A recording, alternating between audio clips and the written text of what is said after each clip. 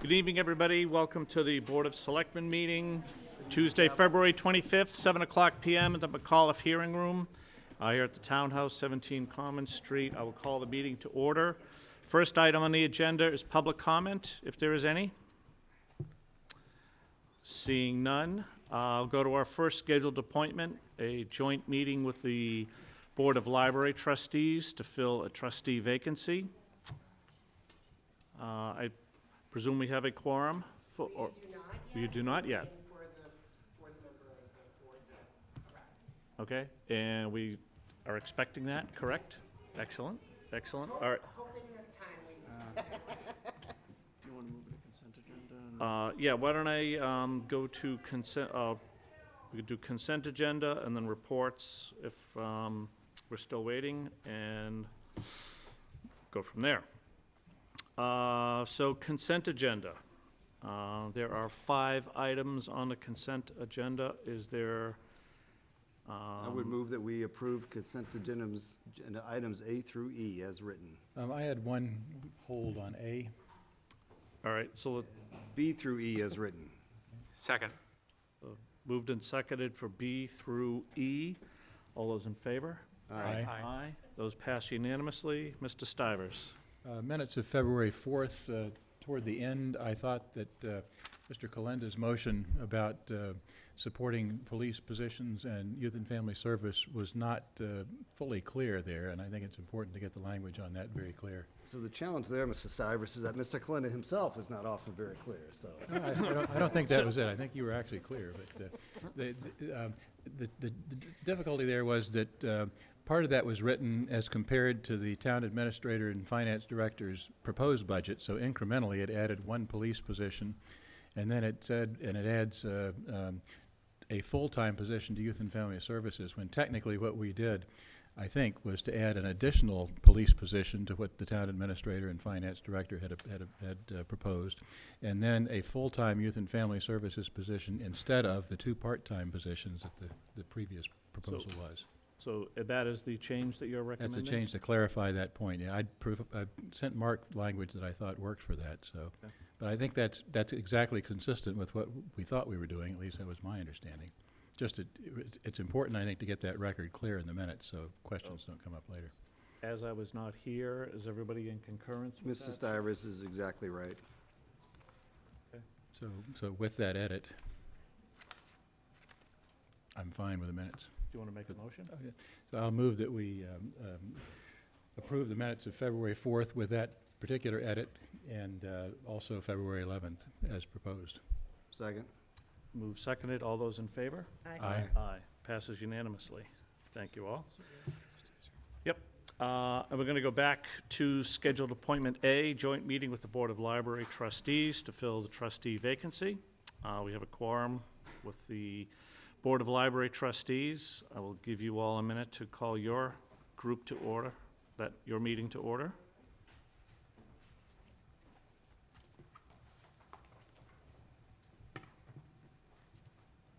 Good evening, everyone. Good evening. Hello. So again, just a little perspective and history on this. We just brought this up at our last meeting, as we were concluding action on this item at our last meeting.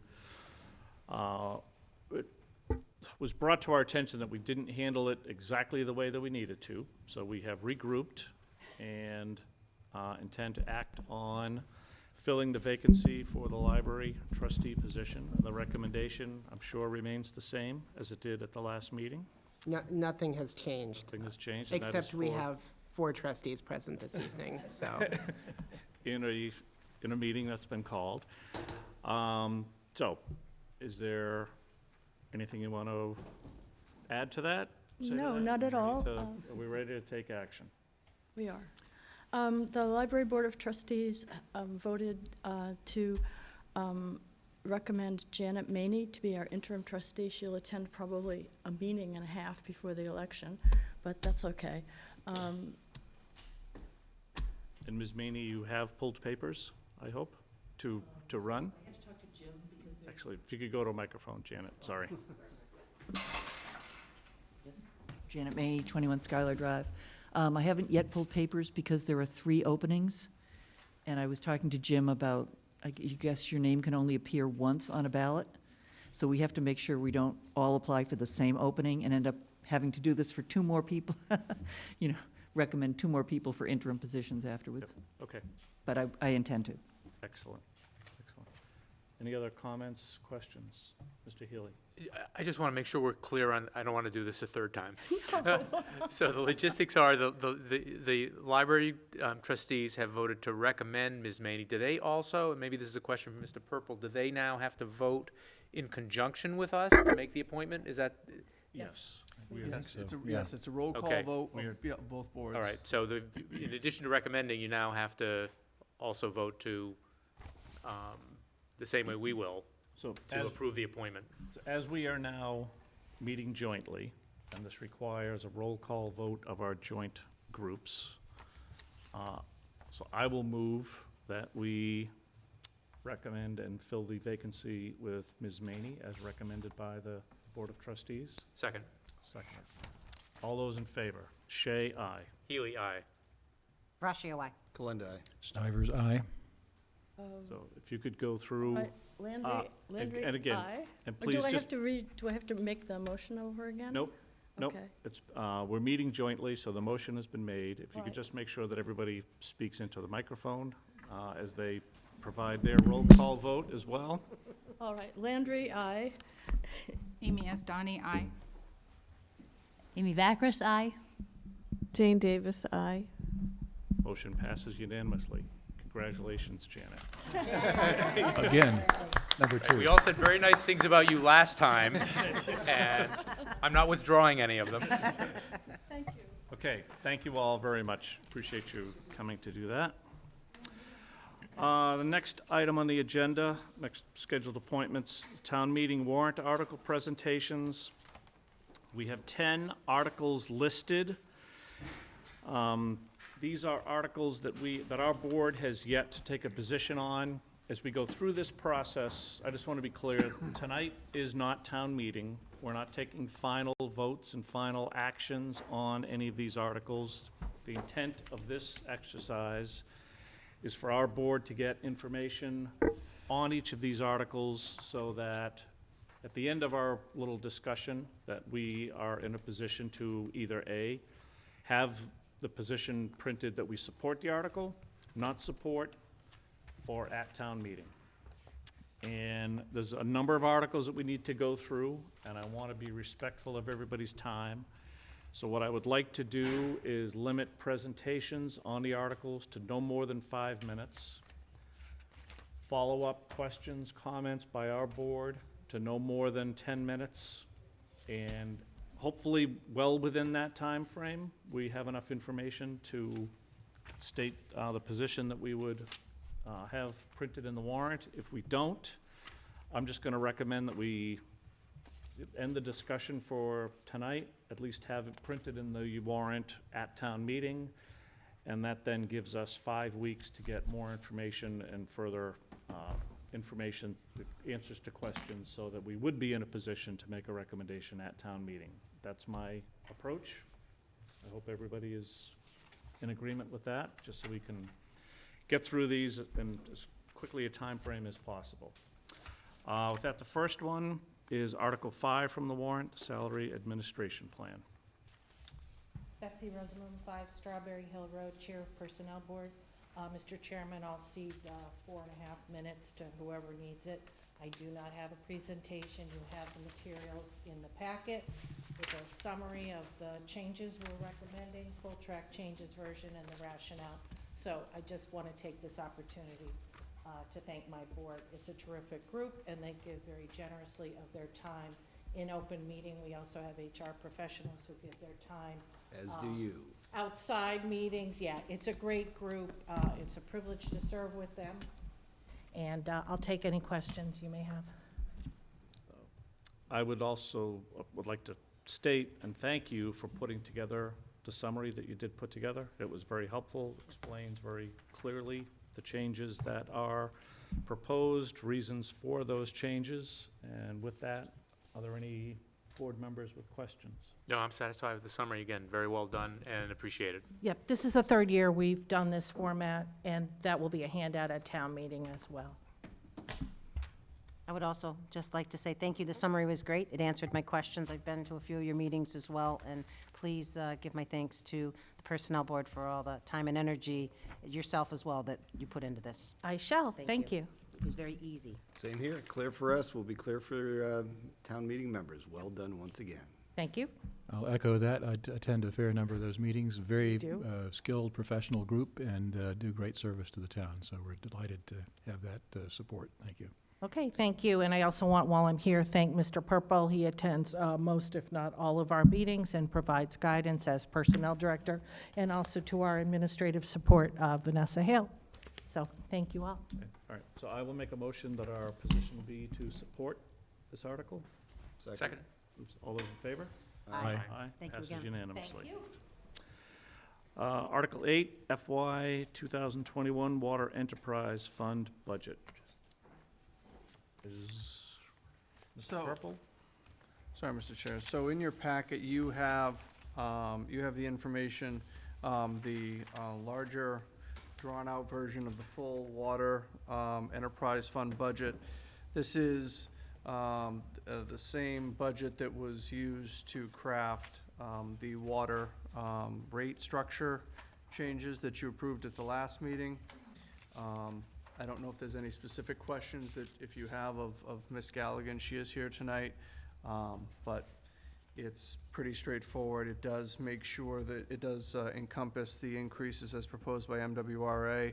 Mr. Stivers, as a member of that executive committee, had reached out just to make sure we were aware of the increases, and was pleasantly surprised to know that Ms. Galligan gets monthly updates as to where things are going to go with those. So those were taken into account in this proposed budget. Thank you. Any questions, comments? Nothing from me. Nothing for me. Excellent. So I will move that our position be to support Article 8, the Water Enterprise Fund Budget. Second. All those in favor? Aye. Aye. Passes unanimously. Article 14, the MSBA project for the Finn School boiler.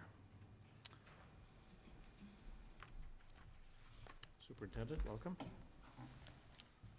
Good evening, Greg Martineau, Superintendent, and I have a 20-minute presentation. Heavy Then on the you boiler. better talk fast. So, in January of 2019, the school committee submitted a statement of interest for replacing the Finn boiler through the Mass School Building Authority project. The SOI, the statement of interest, was accepted through MSBA, and we received approval for that project. Finn School was built in 1964, and an addition was added in 2000. And currently, it's heated with 2 cast iron section oil-fired hot water boilers, which are about 21 years old, and with 80% efficiency. The MSBA project seeks to replace those 2 oil-fired burners with in-kind replacements. We did look at more fuel-efficient opportunities, propane as well as natural gas, but those were not viable options at this time for Finn School. So the new boilers would be 85% efficient, and MSBA's, or Southborough's MSBA's reimbursement is 36.89% of the total cost of the project. The total cost of the project is $990,180. And MSBA's portion of that would be $365,276. So Southborough's portion would be $624,903. Excellent. No questions for me?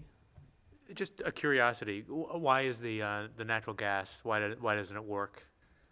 There's no opportunity. Eversource does not have natural gas in that area of town. And the propane, there's no suitable site for propane tanks on the premise. that we Okay, looked at. that's too bad. Yeah. All right. That's all I have.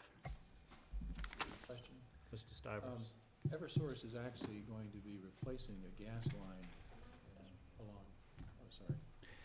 Eversource is going to be replacing a gas line along, I think, Southville Road, and I thought up Parkerville Road.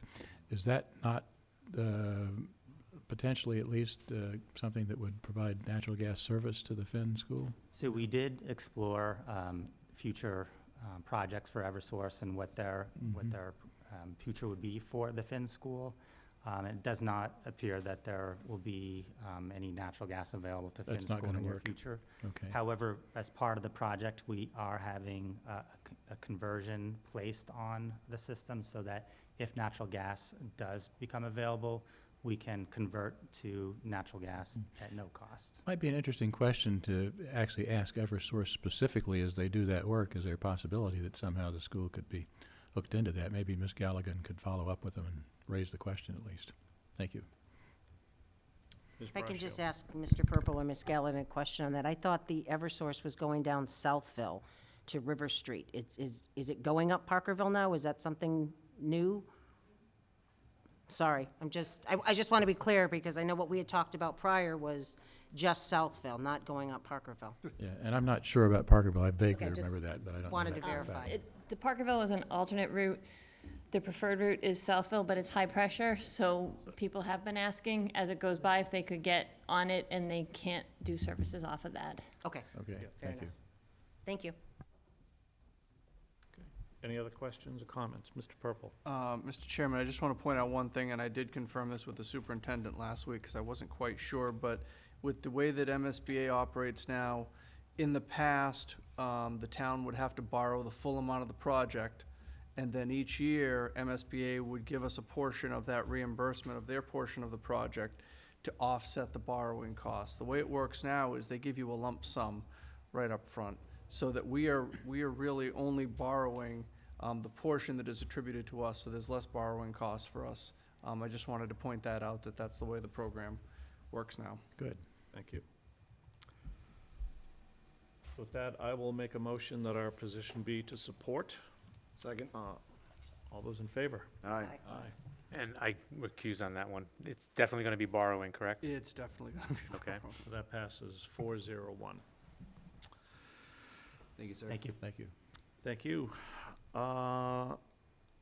CPA is still meeting downstairs, so I'm going to recommend that we hold on items 4 and 5 on our agenda. And I know Ms. Houlihan is en route, so I'm going to recommend that we hold on items 6 through 8, which brings us to Article 31, Citizen Petition Noise Bylaw. Mr. Lapine.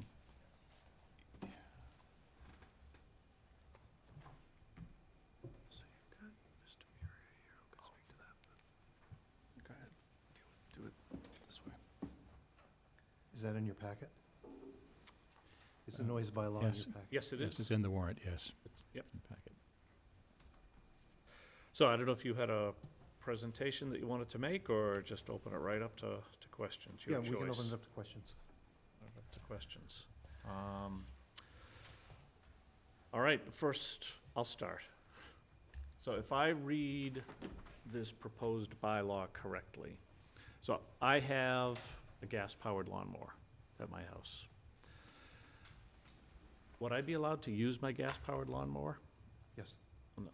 So, and how, the way I read it, I wouldn't be able to, Okay. based on the decibel numbers that were presented. I think How that was am one I of the wrong? exceptions.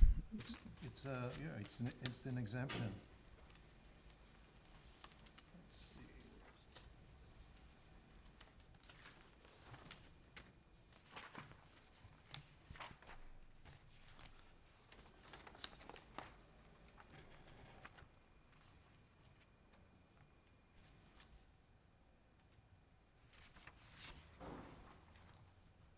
Under the exemptions, 19D, intermittent or occasional use during daytime of homeowners' light residential outdoor equipment. Right. Does not apply. How do you define light residential outdoor equipment? Just curious. That's the typical, what you'd have in your garage, homeowner-type equipment. But there's, so I'm just gonna ask, so there's, sorry, Brian, I don't mean to Nope, to nope, jump nope, in on go your ahead. question. Go ahead. So there's nowhere within the document that defines that, so that's up to discretion of, I would assume, whoever's going to enforce this bylaw. Okay, thank you. Right, you could interpret it that way. Okay. At least I could make an argument that I could use my leaf blower, for example, occasionally. Any other questions? Mr. Healy? Yeah, sir, I'm curious as to, number one, have you been in touch with the police department to talk with them? Because I'm assuming that it would be the police department that would be the enforcing arm under this proposed bylaw? Mhm. I've spoken with Chief Paulus. Okay, and do you have an understanding of what his view is of the bylaw? Yes, his concern was over using sound meters. Okay, but in other words, the way you've structured the bylaw is that the enforcing arm for this would be the Southborough Police Department? Correct. Okay. Because I'm not sure how aware you are of the deliberations we've had over the last several weeks, but the chief made a request for us to add 2 additional officers because of law enforcement concerns. I mean, this is a civil violation. It's not, obviously not a criminal violation. And do you have a sense for whether or not he supports having his officers used for civil enforcement when he's made a request that he needs additional people for criminal enforcement? I haven't heard any concerns about that from him. Okay. And give me an idea of how you, under this bylaw, how that enforcement would work. So there's noise going on everywhere all the time. How does the enforcement of this bylaw work? So if someone calls in a complaint and the police respond. So it would have to start with a complaint? Right. Okay. And what happens next? So they would typically call the police department, voice their concerns. They'd send an officer to investigate, and he would determine, whether the noise level is excessive and violates the town bylaw. And how would you determine that? Okay, so this language says a sound level meter would be used. I spoke with the police department for the town who originally came up with this bylaw, and they said they haven't even used sound meters, that just showing up and stating, you're in violation of town bylaw has been sufficient for them to get compliance. You're in violation of the bylaw because of what? Because of what? Either Your hours. ear? Because of what your ear hears? Right. Okay. And Or or outside the hours prescribed in here. And let's assume that the issue is a commercial landscaper, and a call is made at 7:30 in the morning that there's a violation. And one of the police officers gets there at 8:15, and the landscaper is gone. What happens? Are they so they're within normal hours? No, but in terms of the sound. The sound is too loud? Yeah, but they're not there anymore. In other words, a complaint is called in at 7:30 in the morning. The police get there at 8:15 or 9:45 or 10:30. What happens? And in this situation, is the noise still going on? No. Person's gone. What can happen? Well, that's my question. What happens? There's nothing to enforce at that point, right? Okay. So in other words, in order for this to work, putting aside any other issues, a complaint would have to be made to the police department. The police department would have to get there when the noise was still ongoing and somehow make a determination that that noise violated some decibel level, either with instrumentation or not. I think you'd have the same issue as if someone was having a party or was lighting off firecrackers or something. If it's not going on when the responding officer arrives, what can they do? They can inform the property owner there's been a complaint made, right? And caution them that if they come back again, they'll issue a citation perhaps. Okay. All right, I don't have anything else. Ms. Braschi? Hi, thank you. I have some comments and some questions. I've spoken to Mr. Lapine. I had the opportunity at office hours to have an in-depth discussion with him on this, so I don't think anything I'm going to say here tonight's going to be a surprise to you. I do have some questions, and mine were similar to with Chairman Shea. I had written down a list of items that weren't clear to me if they could be used or not used. A chainsaw, so a tree falls in my yard, and I need to cut it down. Am I in violation if my neighbor hears my chainsaw and says, and for whatever reason, I'm going to put personalities into this as well. You may have had a dispute with your neighbor in the past, they hear your chainsaw, oh, that's in violation, I'm going to call the police. So it's chainsaws, I see snow blowers are listed in here with a muffler. What about a generator? I have a generator at my house, and the power goes out, and my generator goes on. So according to this, my generator's louder than the decibels allowed. So is my generator now not allowed? So you know that your generator exceeds? Well, I would assume if a lawnmower is over the decibel amount, then I would assume a generator is as well. Well, I have a generator at my house, and it sounds like a motorcycle with an exhaust system on it. Okay, well, motorcycles, you also say in here, have to have a muffler on it as well. So, again, I'm just trying to find out, because it's not clear, and again, it falls in kind of what Brian said, it leaves it into an interpretation. So is my generator, so I guess I have to buy a noise decibel or have the police come out if they have one and tell me if my generator's allowed, because my neighbor may complain. In the middle of a storm and the power goes out, it's very quiet. But that's not likely. I don't think it's likely that a neighbor's going to complain because your generator's running because the power's out. You know, Again, you bought the don't know. generator so you could have electricity in the event of a power failure. Correct, So- but you don't know if it falls outside of the range of the decibel meters that's in the bylaw. Again, I try to play devil's advocate because you never know. Yeah. You never know what somebody's gonna call and complain about somebody else.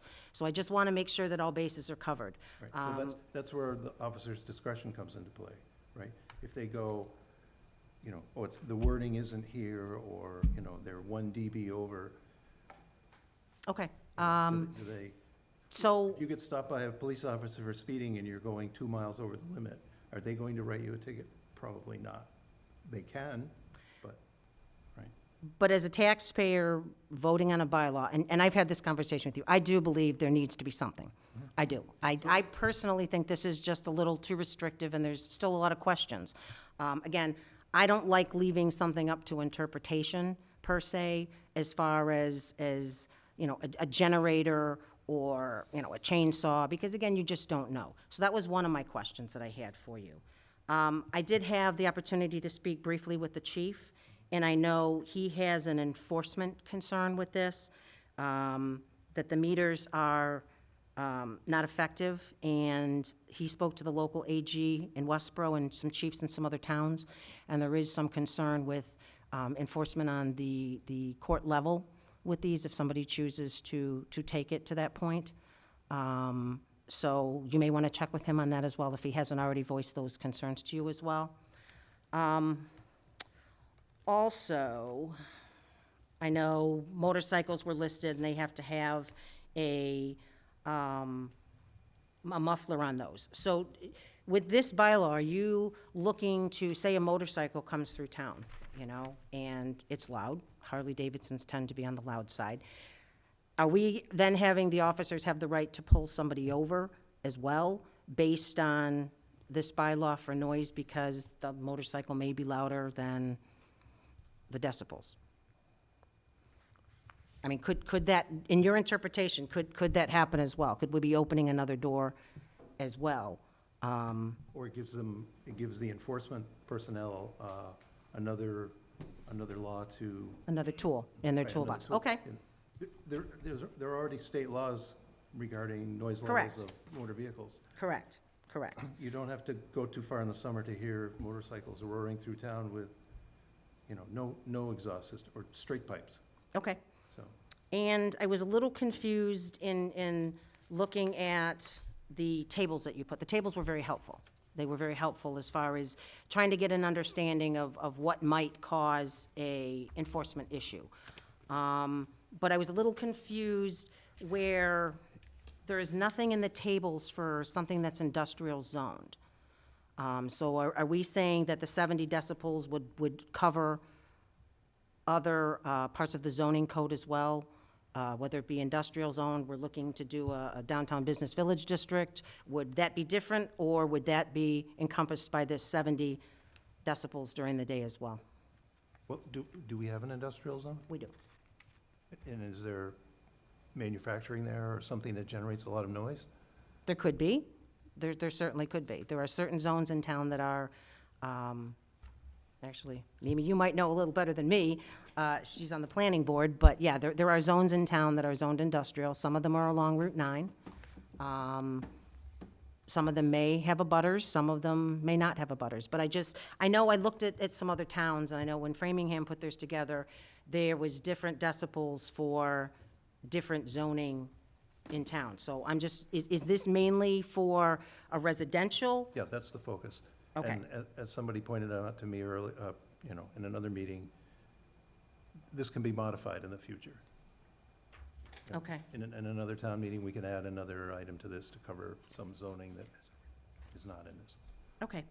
So another thing I looked at too was the OSHA fact sheet for sound, and what the OSHA requirements are for, requiring headgear for the protection of the people that may be doing the lawnmower or whatever. So OSHA, the OSHA's permissible exposure limit for noise is 90 decibels for an 8-hour TWA. And then it goes, for example, a person who's exposed to noise levels of 95 can only be exposed for 4 hours. So I guess I'm confused what we're trying to really accomplish here. Again, I support some type of noise bylaw. I've dealt with some of the same issues that I think a lot of people in town have that have concerns about. But I'm just, our restrictions are more stringent than an OSHA would require for an actual worker that may be using some of this equipment. So I'm just trying to find the rationale so the citizens can understand Yeah, what's the basis for this. 90 decibels is extremely loud.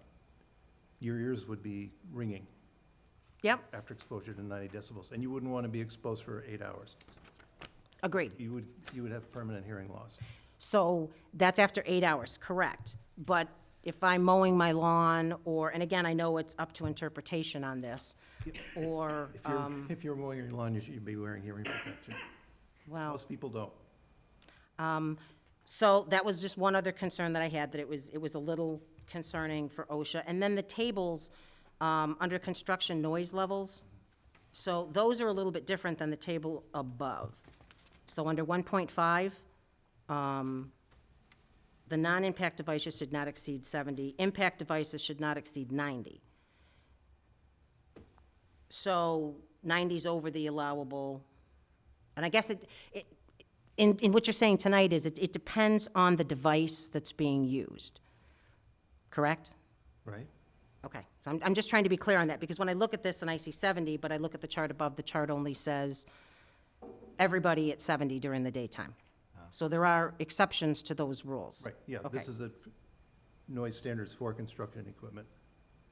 So like a jackhammer is truly deafening. No, I completely agree with you, and that's kind of my point is the exceptions are very broad, and I just worry without some more stringent guidelines for the police and the public to know. I had a list of questions based on, I wasn't sure what you were trying to accomplish and what could or couldn't be considered. If I look at the 70, if I look to your chart, which was, again, helpful, so laughter 60 to 65. So a lawnmower is 85 to 90. And if I look at your chart, the chart says that the daytime levels, the maximum allowable exterior sound level is 70. So it's just a little confusing. Okay. Okay, so that's just some feedback for you on that. I think the general idea is to get something in place so that enforcement can be performed.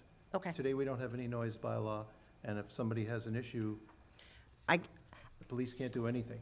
So this may not be perfect. And I've heard objections to, well, why do we have decibels in here? It's too specific. Without those, it probably won't pass muster with the AG's office. My understanding is, certain towns don't have decibels. Hopkinton doesn't have decibels written into theirs. I believe theirs is just a time constraint. But again, it's. right, so they're going for time limits, not yeah. necessarily level of sound. Right, they're leaving it up to interpretation of the police, that if they per se, you're having a party at your house, and they come, and it's 1 o'clock in the morning, and your neighbor's not very happy with you, it's up to their discretion to some level as to, because it's not as stringent as to what they can do. Actually, I'm gonna. Jump in? I'm almost done, so. Allow others if they do have questions. Oh. Just don't recognizing the time that we're Okay. up against. Sorry. Mr. Kalender, I don't, do you have any questions? Sorry. Just that I will remain consistent with my comments at a prior meeting, that my intent would be to do this this coming year with the board's support, with the support of the police chief, getting public comment throughout the year, and then presenting it a unified bylaw if folks chose to do so at the following town meeting, but I would not be in support of this one at this time. Mr. Stivers? As I've commented previously, I think this is overdue. It's been worked on for close to 10 years now, I guess, in one way or another. And I'd worked with Chief Paulus when he was relatively new. And at that point, he surveyed a number of towns around the state on the police chief listserv to get feedback. And my recollection of that feedback was that this kind of bylaw does work for people. It's not perfect, and it probably won't stand up for appeal to Supreme Court. But in fact, the practical result is that it gives the police some leverage to go talk to people and urge them to tone down the noise. And very few of these actually ever get to court, result in fines, was my conclusion from listening to people in that process. So again, I think that we've circled this for a while. Seems to me it's time to get something done on it, and this is, I think, a good start. So I support it. Mr. Healy? Yeah, and I'll just weigh in generally. I'm in Mr. Kalenda's camp on this. I mean, my questions give it away.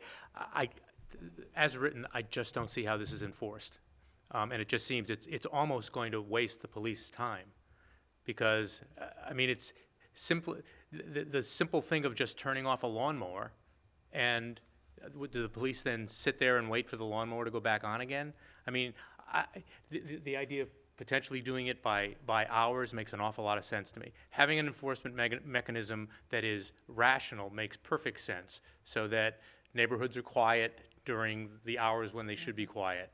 But having the way this is structured right now, as I said, it's structured in a way that's going to waste our police officers' time if they are in fact going to be responding to these sort of complaints. And based on my understanding of what Chief Paulus wants his additional police officers for, it's to deal with serious law enforcement issues, and not to be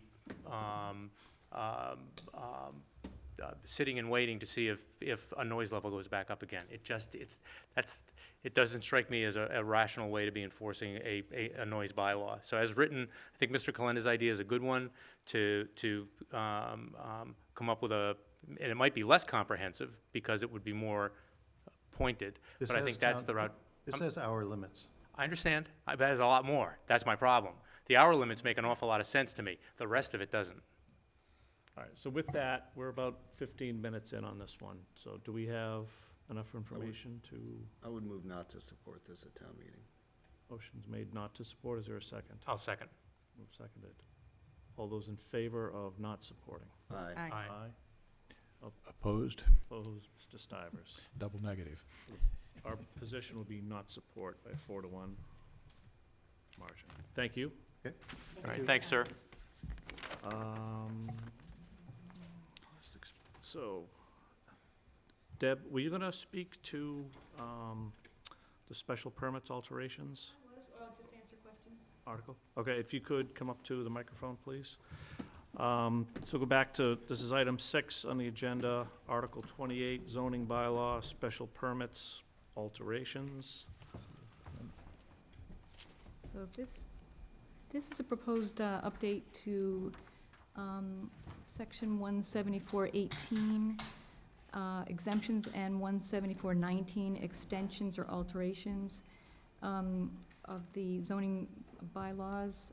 This is really a jointly sponsored project. It's been worked on for a long time between the planning board and the zoning board. A lot of work has been done to date. And essentially, what the objective is to try to make clearer the language in the bylaw to allow property owners with pre-existing non-conforming lots or structures to be issued a building permit instead of a special permit for work as long as it doesn't intensify the nonconformity or result in any additional nonconformity.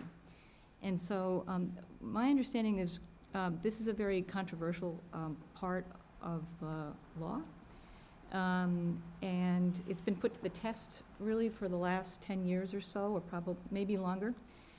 And recently put to the test again, where we had within, I don't know, the last 6 months or so, a homeowner that was just looking to do a little work on her deck and objected to having to get a special permit because the language was ambiguous. And at that time, town council provided a written letter to the zoning board, and just wanted to mention a couple of things, that there is case law to support the sort of the strengthening of the language is what we're trying to do. And referring to Mass General Law section, Chapter 40A, Section 6, it grants special protections to pre-existing non-conforming homes if what is proposed does not increase the non-conforming nature of the structure. And based on that, and there's case law that goes back to Willard versus ZBA of Orleans, 1987, where it's determined that if there is no intensification of the non-conformity, a building permit, not a special permit, is the proper relief. So the issue has been that our current language is felt to be ambiguous enough that a homeowner would come to look to find out, it wants to just essentially do work on, for example, a deck, and is told they have to go to the zoning board for a special permit. And so town council clarified that it's really based on case law that it's a building permit that's needed and not a special permit. So what the language does is then attempts to clarify that section of the regulation, the bylaw rather, that talks about the special permits. So it's just clear, so people don't need to come for a special permit if they're just going to rebuild on the, or do work rather, on their existing deck, let's say. Okay. Yeah. All right. Thank you for that explanation. Yeah. Does anybody have any questions? Any questions? Ms. Braccio? Just one. Has council seen the language on this? Yes. Yes. Okay, that's Yes. it. Thank you. I think Thank it's you. great. Thank you. Thanks very much. One, very quickly. They jumped over me. That's okay. So have the permits you described, have they been being granted, but they've been just classified as special permits, or have they been given, in other words, what's been happening up until now? Yeah, so I think it's probably a mix, and maybe Katie can help with this, but this one that I mentioned refused really to get a special permit. She read the bylaw and said, I don't need a special permit. So there was a lot of back and forth, and the only mechanism was for her to actually put in an application and request relief. And the point was she didn't need relief. So I can imagine throughout the 10 years or longer that we made homeowners come to get relief. Okay, so there have been probably some instances over the last fill-in-the-blank years where, notwithstanding the case law, that folks have been required to get special permits, and the purpose of this is to make it clear that they don't have to, They need they a just have building to go permit. get a building permit. I believe that's the case. It is, actually. I've Okay. granted those special permits when I was on the zoning board. Yeah. And it's a hassle, and it defies common sense, basically, so this is a helpful No, clarification. no, I understand. Yeah. My point is that is what this will accomplish. So that they will not need to come to the ZBA for a special permit, right? Correct. I just work with the building commissioner to get a, Building permit. Okay, building and that's been permit. done sometimes, maybe up until now, but this will clarify that that is the route that should be traveled. yes. Okay, I great. don't think it's been done much because of this bylaw. Town has generally interpreted the requirement for a special permit. And it's created, I thought, extra work for the zoning board for things that just didn't make sense for a special permit, but we did it. So- And the building inspector's happy with this? I think so. Yeah, she waited on it, and the. All right, I'll accept that nod. Unanimously supports. All right, Okay. thanks very much. Thank you. Good. Other questions, comments? This comment, overdue, good thing to get it done. Thank you. With that, I'll move that our position be to support Article 28, the zoning bylaw, special permits alterations. Second. All those in favor? Aye. Aye. Aye. That passes unanimously.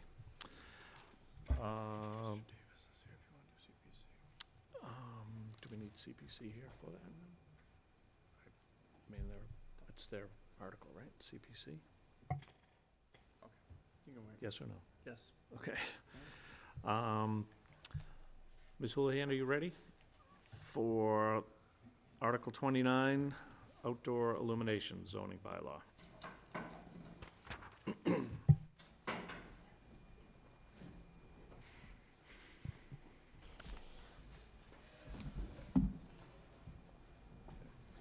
Thank you very much for coming. I know, so just, again, this isn't town meeting, obviously, tonight.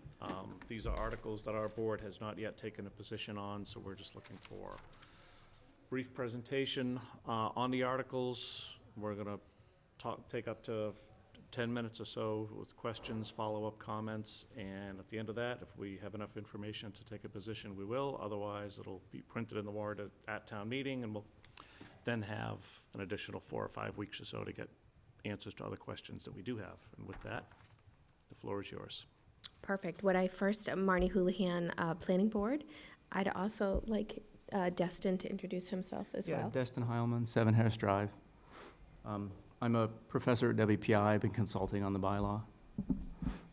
So the purpose of the lighting bylaw is essentially to embrace the Dark Skies Initiative and environmental protection of our, really to kind of procure safety for our citizens as well as for our environment. So there are state legislation in process, and I think Destin really is the expert here, so I'll probably end up deferring to him.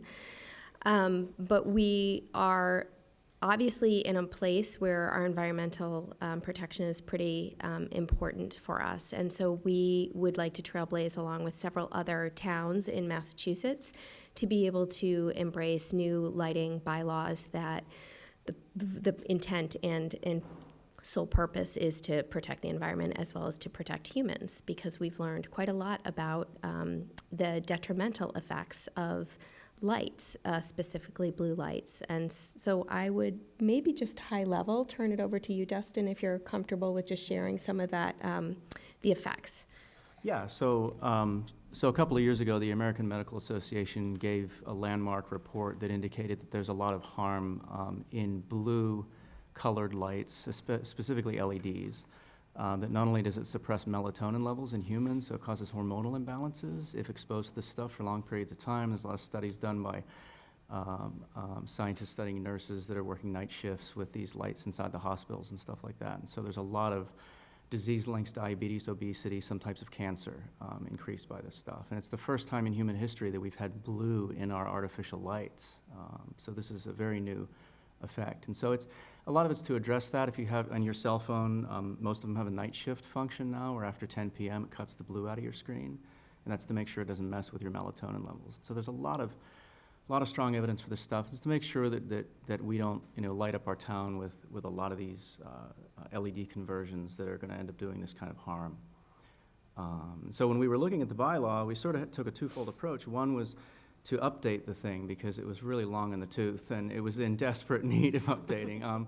So a lot of it, actually the majority of it, is to just bring it up to date with modern ways of allowing developers to use their lights, and in that aspect of it's a lot more flexible for developers, and uses a total site lumens approach, and it's basically that you can use the light how you want it, where you want it. The more interior to a property, the more flexibility there is, and then the more exterior toward the property lines, the more restrictive it gets to make sure it doesn't spill over. But a lot of the stuff, a huge amount of the bylaw is actually just taken from the existing one and just updated to be able to take advantage of the new ways of gauging this type of light and allowing the planning board to check it out. we put in a color cutoff of 3,000 Kelvin, and this is what's recommended by the International Dark Sky Association, by the American Medical Association, for making sure that there's enough of the blue light cut out. The street lights that are in town right now, these really amber ones, this light is quite a bit more white than that. And so it's not amber. It's not that kind. It actually has a bit of blue in it. But this, so we kind of gave a range of 2,700 to 3,000 Kelvin, which it fits that range, but there'd be a cutoff at that level. So I think speaking to the bylaw itself, what you would be looking at, so we've bold texted all the insertions. So anything that you see in bold text is insertion. What you may see is it's very long, it's multiple pages, and I think a lot of that is just, honestly, a lot of change in formatting, so changing like a paragraph into multiple bullets. So for clarity and ease of reading and interpretation, it's easier for the person to interpret. The strikeout or strike through text are the deletions, so what we're looking to do. So as you kind of look through the bylaw, the majority of the bylaw has stayed kind of in context. I think things that what we used to use in circa 1950s to the 70s were something called foot candles. So we've kind of replaced that language to luminaires and something called bug, which is brightness. Is that right? Backlight, uplight, glare. Backlight, uplight, glare. Yeah, three parameters, backlight, uplight, glare. And so it's called a bug rating, and I did have my my floodlights with me. I just lost them somehow in transit. But when you as a homeowner buy lights now, you will see that there are some specifics on the side. And so that bug, I'm losing my mind. What is B again? Backlight. The backlight, uplight, and glare, they all contribute to a rating. And so that would go into a photometric plan for a developer, but also as a citizen, as you buy a light bulb that you would replace into your own fixture, you would be able to assess the luminaires, how much you're emitting, the color temperature, whether it's a yellow or a blue light. And so what we're trying to do here is basically align to what we think is reasonably sound environmentally in what we will be seeing from state legislation. And we've also adapted this to be a bylaw, so a set of criteria that we as the planning board would look to kind of think about as for planning and development, because it's a town bylaw. Nothing's changed for applicability. Town bylaw means it's applicable to everybody in town. And buildings in town and developers who wish to develop in town. And so from that perspective, we have created the kind of the technical, and then there's a rules and regulations that would go with it. And so we expect that science will advance. And so the bylaw will be able to, the framework of the bylaw stays in the bylaw, but the rules and regulations are around the specificities as we learn more science. Those rules and regulations may change to supplement that. I think from a high level, unless there are specific questions, that's probably where we are from the bylaw. Okay. Questions, Mr. Healy? I think this is a great idea. I've got a few concerns, and hearkening back to, I don't know if you were here for the gentleman with the noise bylaw. The enforcement thing troubles me a little bit. I am guessing that a bylaw like this is most successful if you have buy-in from the community as opposed to heavy-handedness from the town. I'm assuming that's the case. The enforcement paragraph here sounds very heavy-handed. I mean, just for instance, it shifts a burden. I'm not even sure if you can do that, but it shifts a burden of proof from the enforcement arm, that'd be the town, to the presumably the homeowner or the property owner. Again, that reads heavy-handed. And it also includes language that says a site visit at night by a representative of the town in the form of visual observation may be required. I'm not sure how you do that. I mean, you can't really go on somebody's property unless you have cause. And so I'm not even sure from a practical standpoint how that would be enforced. But again, it feels heavy-handed. If you look at the subsection, and I'm on page, we're looking at different pages, 43, does it say 43 at the bottom? I'm at section C. C. Yeah. Yeah. Just the subsection 1 there, I just think that's enough. Just that violations of the bylaw shall be subject to the provision of the Town of Southborough, Article 3, entitled Use Regulations. We've already got a section for that, 174-24. Now, if it turns out that somehow the enforcement mechanisms that exist right now aren't sufficient, then I think it could be easily revisited. But again, I just think that this is important. I think it's a incredibly well done from a scientific standpoint, from a bug standpoint. But it just, that provision really feels heavy-handed to me. So I'd think about whether or not you really need that. So I can give a little bit of background on that. So that section, almost verbatim, was actually taken from Pepperell's lighting bylaw. And That's not going to convince me. Yeah, and it felt to us as if there was a hole. We felt the need to give a little bit more guidance with regard to this, as opposed to leaving it open. And when we read through theirs, it had more to do with the owner lot of any property in which it's, is the burden being on them to demonstrate was the safest way to go, to say that, if there's a complaint or something like that. But just generally, that's not the way enforcement works. And really, it's not the way enforcement should work, that I think, in this instance, I think your lights are non-complying. Prove to me that they are. That's really not the way, in my view anyway, compliance should work. Compliance should work that the enforcing arm is able to identify one way or another that someone is non-complying, and maybe they have a defense to that. So that's why it feels heavy-handed. I'm not even sure, quite frankly, if it got pushed to if someone challenged it, if you can actually shift that burden in an enforcement context. I think it's problematic. And the site visit, do they have a site visit allowed in there, in the Pepperell? They do. Mm-hmm. Again, you really can't go on somebody's property. I mean, the police can't really without cause. So again, it just feels heavy-handed. And I'm assuming that if this is successful, it's not because enforcement was really, really, really good. I'm assuming that this is successful because people think it's important and they willingly comply. And so my recommendation would be to take a step back from a hard enforcement. There's already an enforcement provision, and hope that is sufficient. And in fact, you really don't need much enforcement at all. That's my observation. So may I speak? Oh, sure. Oh, thanks. So thank you for the feedback. Appreciate that. I think our challenge is just driving around town right now. We could probably indicate 30% of kind of corporate property owned that are not in compliance.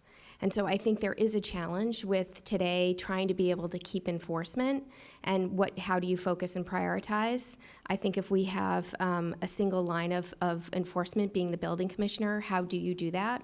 Right now we have wall packs on buildings that are they're prohibited in current bylaw. They still remain prohibited, but yet there's no enforcement on some of those even municipal buildings. And so I think the challenge is to be able to provide clarity that there is an enforcement process to this, and it does need to be enforced. And the reason we're doing this whole bylaw is that people actually respect and honor it. So I appreciate it. I think we'll come back and definitely, I hear you about the heavy-handedness. I just worry that we have many buildings in town today that are not in compliance and are not enforced. And so how does that happen? I'm sorry, go ahead. I was just going to say, but that subsection 1 allows you to do just what you described, and that is to enforce. It just doesn't include the burden, the two things I identified. The burden shifting, and we can come on your property.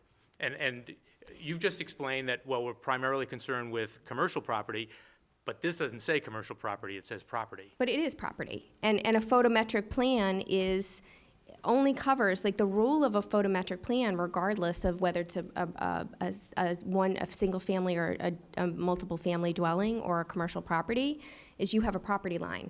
So as soon as there is any spillage, that is technically, not within our bylaw today. I understand. Right? I guess my point is... It's probably some legal thing that I'm not understanding. It is. So just following up on the statement you had made about the number of commercial properties that have these issues, and I don't disagree with that. But, so what percentage would you say of residential properties would have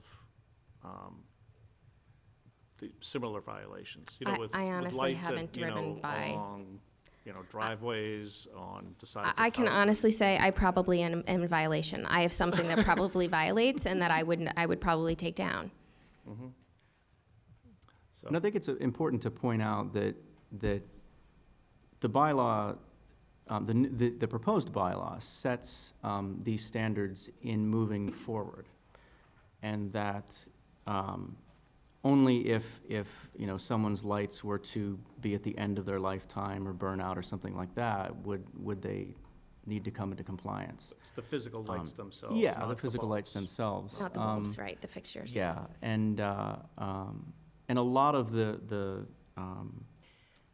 like Marty was saying, a lot of how the bylaws, the existing bylaws structured and how the new one just carries it over has mostly to do with light spillage over property lines, in that regard. So, let me ask, sorry, Marty. Yeah, no, go ahead. So, if you don't go back, then how do we say, so are you saying the 30% that you mentioned of commercial are in non-compliance of our current bylaw? Current bylaw, And not just Right. with the change? Right. So how do you anticipate then, again, I guess we're gonna go back to the enforcement piece. If we know somebody's already out of compliance with what we currently have, and with the new bylaw, almost makes it worse. So how would you proceed with enforcing with these, I know you mentioned pretty much just commercial properties at this point. How would you enforce that? By a site visit and take pictures, or actually by what's written, as Marty mentioned, where is it? It's on page 43. Here it is here, under the use regulation that we currently have. Is there enforcement under that currently? The enforcement currently is under the building commissioner. It is the building commissioner's job to enforce Okay. the lighting bylaw. Okay. I'm not sure where in prioritization it falls. Okay. Right, and That's fine. that's why we just- simply referenced 174-24. I just wanted to clarify if that 30% was already out of compliance, or this is gonna put them. No, No, not they're at all. already In fact, implemented. the new bylaw doesn't affect it at At all. At all. They wouldn't be out of compliance in any other way than they already are now. Okay, sorry, go ahead, Marty. I just wanted to clarify. Yeah, sure. No, I'll open it up to some, I've got some other, just general observation. It would be at least interesting to me, maybe helpful, if there were and it sounds like you might have some of the data, what the likely, in other words, how many commercial properties, how many individual properties are likely to be impacted in the immediate term and in the longer term. It sounds like in the longer term, almost everybody. So that would be helpful. And also, if you're impacted, and again, not dollars and cents, but generally what the cost is if you're out of compliance to bring yourself into compliance with this. Again, it would be helpful to me to know, I mean, for instance, if you said to me, what we're talking about for a reasonably large commercial operation, you're talking about a couple of $100, maybe bleeding into $1,000 to come into compliance. So I can make at least one comment to help clear that up. Okay, so- what I was gonna say is, Sure, if your yeah. answer were for a reasonably large commercial, it would cost them $15,000, then that's something I'd wanna know. No, so the answer is 0. Oh, The answer is 0. That's a good So- answer. Yeah, no, it absolutely is 0. So, so let's say that you have a very large parking lot that currently has lights that are, you know, recently converted over to LEDs. They're bright, they're lots of blue and this kind of stuff. The way that the proposed bylaw is written is that those will live out their life. That they will go, and when those lights start to need to be replaced, when the building owner or the business owner decides it's time for us to turn over these lights, only when it gets to the point where they decide 50% of these things are gonna have to be turned over, do they simply replace them with luminaires that fall within the confines of the new bylaw. The prices for those lights, because the only thing that's different is the correlated color, is identical to any other light that they'd replace it with. So I guess there's, from a homeowner perspective, one of the things that jumped out at me was the timer devices for night lights. It struck me that's, and that's actually in the existing bylaw. so that wouldn't add anything to it in terms of No. No. Yeah, that's already in. okay, fair enough. Yeah, so that's, our intention was for it to, this to be zero. I mean, there shouldn't be Okay. any associated cost with compliance. Because the compliance will be either when requesting a go-ahead from the planning board for something new, or when the life of something existing Exactly. extinguishes. Precisely. Oh, okay, fair enough. And I think we had some lengthy conversations. I wasn't included, but Destin and Sarah were included in conversations with facilities around that. And so we, at one point, had a 10-year, was it 10-year or 5-year? 5-year, like you have to convert in 5 years. And so we tried to come together to a point that made sense. So we said, okay, 50% at a point where 50% of those need to convert, that's a point. And I think that's where facilities agreed that made sense. All right, I've taken up enough time. I'll pass the ball. So we are at about our 15 minutes, but I don't, I'll keep This it is going. compelling I'll allow a stuff. couple of, no, it is. And to your credit as well, I saw that you do have 3 dates over the next few weeks where you will be having public information sessions on this as well. So to your credit, you're doing the right things and getting the word out ahead of town meeting, so. And I apologize, it's one of the downsides of letting me go first. Yeah, Stivers will be next in the next one. But, so I'm actually go to Sam now if you have anything. This is sort of like being last in line at the buffet. By the time I get here, all the food is gone or the time is gone. Just a couple of brief comments. This is, in my mind, somewhat similar to the noise bylaw. I think this is long overdue, a great thing to get done. I've been following this at the planning board discussions, and I think that this makes a lot of sense. One thing that I try to be concerned about, and I agree with Mr. Healy that you got to raise questions about enforcement, but I think the practical side of that is how does it work in real life? And if you have any data or any feedback from Pepperell, for example, or other places that have similar language, to ask them, the building commissioner or whoever does enforcement, is this a problem? How many times do you wind up having to get a court order to go on somebody's property, or does this all work okay? My point in the noise bylaw is it seems to work okay if you talk to people who have that kind of language. And I think that's an important piece of data to put out there for us and for people at town meeting to figure out, does it work this way, or does everybody go crazy trying to wind up appealing and all sorts of legal expenses to figure out how to make it work? So if you had any experience there, or could talk to a few people between now and then, I think that would be useful. So, but again, I support this 100%. Thank you. Excellent feedback. Thank you. Braccio? Okay. Hi, welcome. Thank you. So I think this is great. I think it's long overdue, but I'll keep my questions brief. I'll be kind to the time. So one of the things I wondered about is typically at town meeting, on a good town meeting, we have 300 people there. There's over 10,000 residents in town. Our commercial businesses typically don't go to town meeting. So if this passes town meeting, how do we actually get the word out better? Maybe not better, but how do we get the word out to our commercial businesses in town, our partners in town, and our citizens that may not go to town meeting, that may not be as vested in town meeting, and they go to change a light, and then they get potentially a complaint or potentially in trouble? So that's a challenge. I don't know how you overcome that, and I don't know if you guys have given any thought to that, because it is such a small number that comes to town meeting, and this is really important, and it's important for our commercial base as well. So I guess what I would worry about is people coming back from thinking this bylaw will affect, like, whether they put, what they put in their right now, the bylaw that exists today affects that decision too. But I'm not sure anybody even is aware there's a lighting bylaw that affects that decision.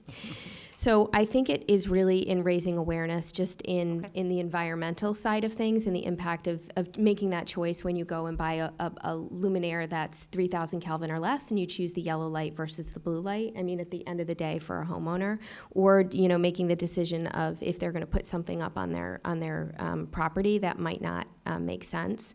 So you're right, is how to get the communication out. Our plan before town meeting is to get some sort of mailing out. We're kind of assessing the pricing for that to be able to kind of inform people what this is about, frequently asked questions, how does it affect them, what is the applicability, what is the enforcement like. You're not going to have the building commissioner, you know, knocking on your door saying change that light.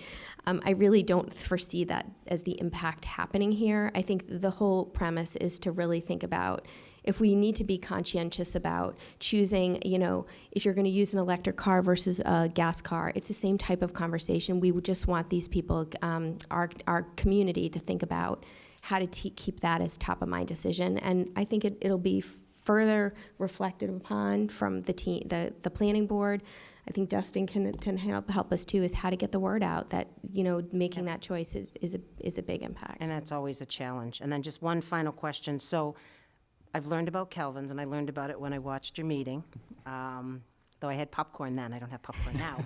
But, so when I go to buy something as a homeowner, the packaging has the Kelvin's on it. So this isn't something that I'm gonna have to go through Home Depot Oh, or not at all. spend a lot of time trying to find something Right on the specific. box. Because I think that's important for the average homeowner to know that this could be a real, relatively easy and seamless change. It's just trying to, my understanding is you're just trying to change the way people think a little bit. Right.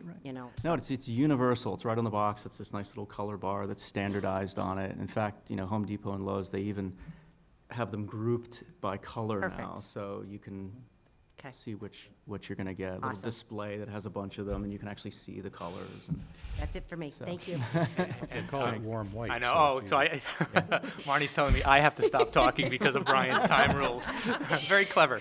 But your response to Ms. Braccio's question was spot on, I think, in terms of the way this is going to be successful, and none of it involved enforcement. So that I will make yet another pitch to leave the enforcement the way it is, and not let people think that in fact somebody is going to come knocking on their door.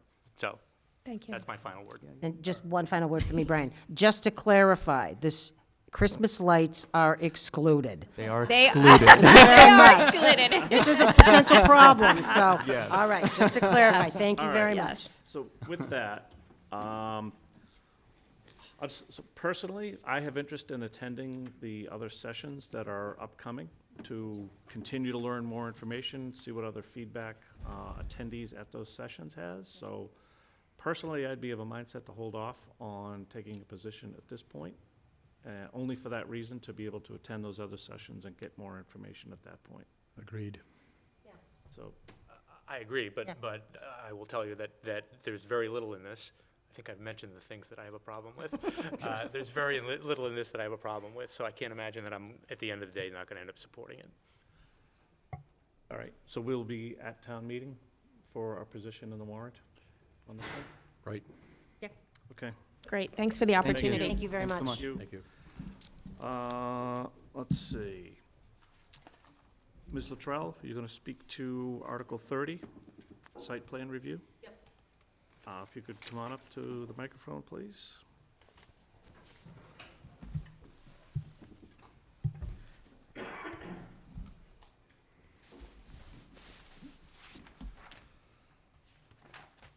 This is far less exciting than the lighting. And I'm pretty sure Brian's not going to let me ask questions first. So. Did you have anything you wanted to lead with, or do you want to go right to questions and comments? Do you want a brief explanation, or do you want to just ask Want to give a questions? brief overview, and then I'll go right to Mr. Stivers. So what this article does, it amends the site plan approval to replace the review by the site plan review committee to review for minor site plan to the planning board. And the reason for that is it brings the bylaw in line with the Town Code, Chapter 9, Section 23, which requires that all voting members of town committees must be residents. And the site plan review committee is currently made up of department heads, most of which aren't residents. It also addresses a long-held concern of town council that the site plan review committee should abide by open meeting law. And there's a question of whether that always happened. So this would just bring the process back to the planning board. It would still be an informal process. It wouldn't be a hearing. It would just be a meeting. Notifications wouldn't be required. But it would be more transparent and bring us in line with the code. Mr. Stivers. No questions. I actually view this as a technical correction, basically, in terms of lining up with how the process has been working and needs to work, so I have no concerns about it. I support it. Thank you. Ms. Braccio? I have nothing, thank you. There you go. Enforcement. Let's go. I don't see any enforcement provisions in here. We've got some I'm extra ones. just curious, is this, it's obviously proposed by the planning board. What, is there a position by the site planning review? Do they feel like that something's being taken away from them, or do you have any idea? We haven't heard There anything. is Yeah. is no site plan review committee, right? Minor site plan. Well, it's just made up of department heads. Department Yeah, heads, okay. The All right. town planner's in favor of. Yeah, okay, great. Nothing else. Nothing for me. Oh, boring. So I'll move that our position be to support. Second? All those in favor? Aye. Aye. Thank you, Mimi. Passes Thank you. unanimously. Thank you. Ba-da-ba-ba-ba. Okay. Mr. Mills. How are you? So if, we've kind of been bouncing around in the Appreciate that. article presentations. And now that CPC is here with us, we could start with Article 19, Calandra Field Project. And again, I know you weren't here at the start. This obviously isn't town meeting. We're not taking final votes on everything here. The purpose for tonight is for our board to get information so that the position that we have on articles could be printed in the town warrant. So it's going to allow people to, give like a brief 5-minute or so, up to 5-minute presentation, up to 10 minutes, by questions by our board afterwards. And at the end of that, see if we have enough information for our board to Yeah. make a determination. So Sure. with that, I will turn it over to you. So I'll start with, the Calandra Field, as you know, we were downstairs meeting. We've been struggling to get a quorum, so I'll use this opportunity to request anyone who's interested in CPC, please reach out. We have a number of open positions and accepting applications by phone readily. I can tell you. Actually, if I could just as an overview for all of the articles that you do have, I presume that your board voted to have all the articles included in the warrant and That's what I wanted to wording as written. start with. Okay, So go ahead. when we were downstairs earlier, we were voting the actual wording of the warrant articles. There was only one that had a change. And Ben will talk to that later when we get to it. Okay. But the wording that you have that was from the draft is everything that got approved today. All unanimous except for one, and Ben will talk to that one.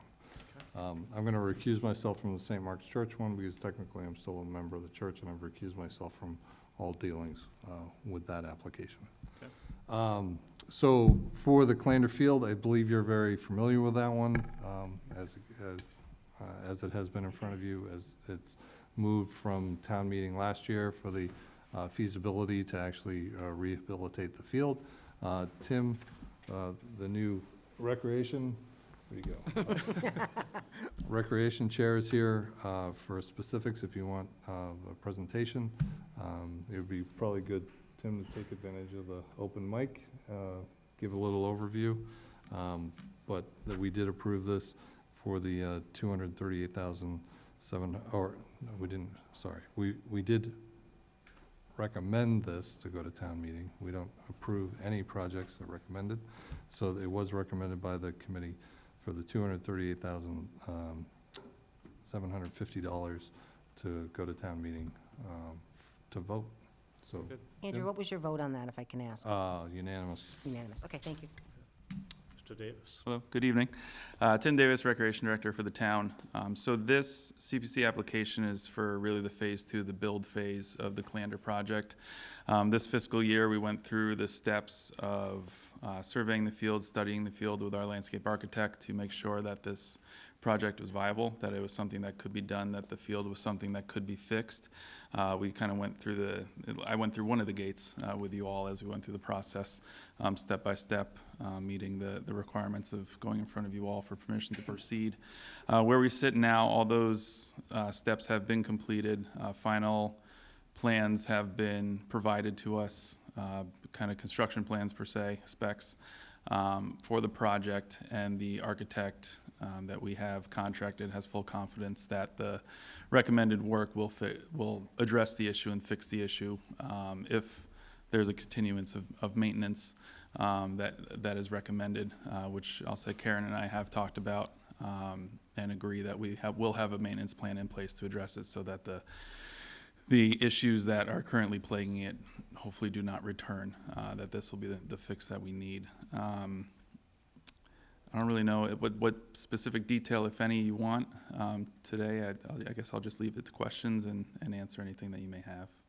So a couple questions I have. Of course. If this were to be approved at town meeting, is there a schedule in place for when the work would occur? Yeah, so our anticipated schedule, so pending funding, we would try, the specs for the bidding process are already complete.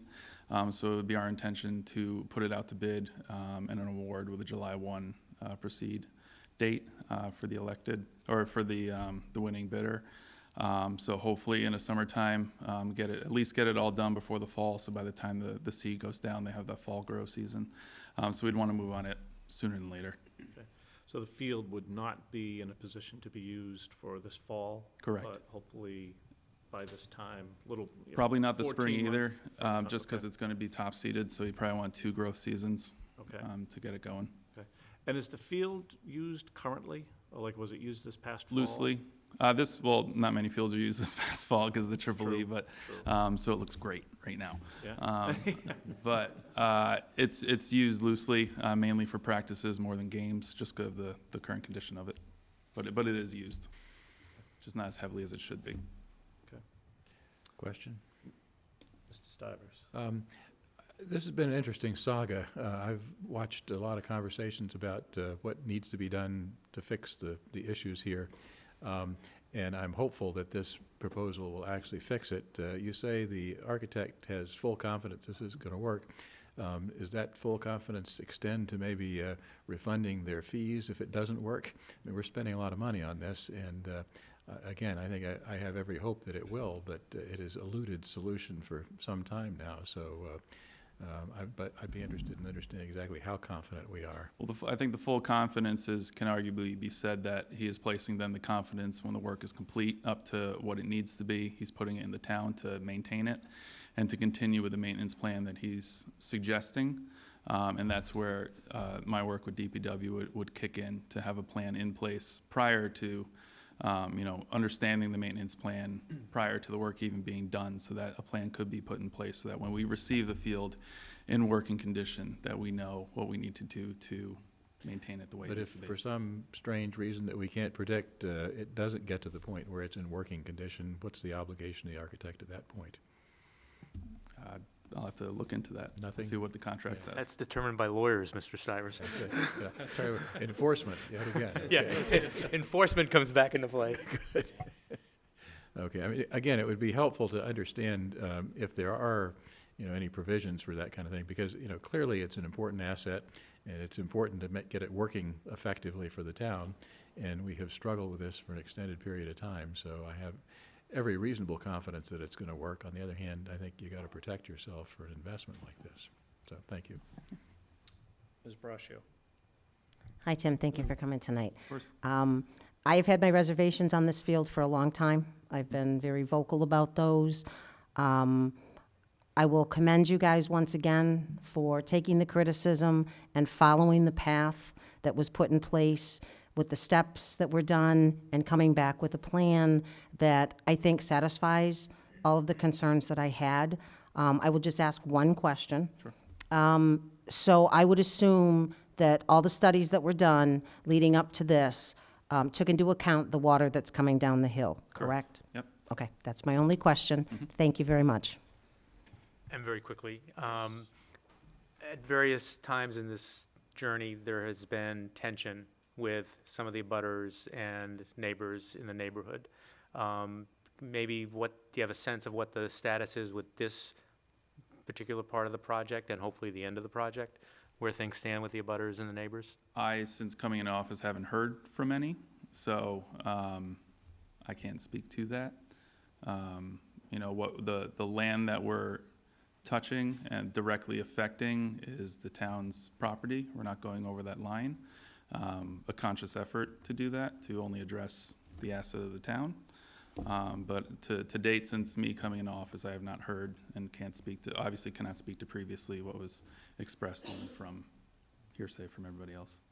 As a matter of course, maybe Mr. Purple, this is best put to you, would we reach out to the abutters and neighbors and not the way you might for a project, but just to let them know that this is coming, that you know, when the bids are done and everything like that, so it's. I think that's fair. I think it makes a lot of sense, and, you know, I have great confidence in Mr. Davis's leadership of this project, and I think it's, you know, gonna get where we need it to be. I think it makes a lot of sense once the bids come in and you have a pre-construction meeting, you set up a schedule, that you then, you know, schedule some meetings with the neighbors and abutters, make sure they're aware of the schedule, what's going to happen, when it's gonna happen. Again, the more they know ahead of time, the less surprises they have. I think, you know, it helps everybody. That's it for me. Good luck. Thank you. Can I ask one more question? Mr. Stivers. Apologies to Mr. Smith, I don't want to put him on the spot here, and feel free to decline, but as someone, member of the Conservation Commission who understands how stormwater works, as you look at this, do you see any substantial risk at this point that this proposed solution is not going to be an acceptable solution here? And again, I'm not asking for, you know, full guaranteed professional judgment, but your gut feel says it looks good, or? I saw the plans for the first time this evening, and made one request, and that is that the drainage off of Carriage Hill is proposed to be handled by a swale that Yes. goes around the outside of the field, will intercept this runoff and convey it on downstream. There wasn't a detailed drawing of the stream, of the swale. So I asked that one be put on the plan, and that this kind of thing needs to be designed. It needs to have a rational basis. You know, the amount of stormwater coming down needs to be quantified, and that plays into the sizing of the swale, and that may well have been done and didn't make it onto the plan, but before the plan goes to a contractor, I mean, the geometry of the swale has to be spelled out on the plan. So that was a request that I passed along to Tim. And I forgot to say, meeting downstairs, if for any reason you think there's a question I may be able to help with, I told David Candela to forward my contact information. Great. To please Thank you. forward that to you. So Excellent. feel free to give a call or whatever. So assuming that checks out in terms of looks reasonable, then you're reasonably confident I'm pretty comfortable with it. Okay, thank you. Okay. Any other questions, comments? We ready to? I'm ready. Yeah, no, I am. I will move that we support Article 19 on CPA calendar field project. Second. All those in favor? Aye. Aye. Thank you. Thanks. Mr. Mills, you will be recusing yourself from the next discussion on the church tower? I will. Just curious, do you want to go over any of the other ones too? You are? Okay, no, that's fine, I'll stick around. Sorry, I'm just trying to figure out where the change is, that's all. What? You said one of the articles was changing, well, because this, That one. yeah. It's St. Mark's, yeah. Oh, that, okay, all right. You want to go through all the other ones first, or you want to go straight to St. Mark's? So the other CPC articles, we had taken positions on. The Oh, you did, administrative okay. ones, we had taken, to support those. Support. These two, Were the only ones the you had? projects were the only two that we didn't have all the information, and we're looking for the presentations tonight, so we're all set on the others. Sounds good, thank you. Okay, Thank you. Thanks. Mr. Smith. So, St. Mark's, so this is the one where there is a change. We made an error in the language, and that is that the request is not for $200,000, in the first sentence is for $300,000.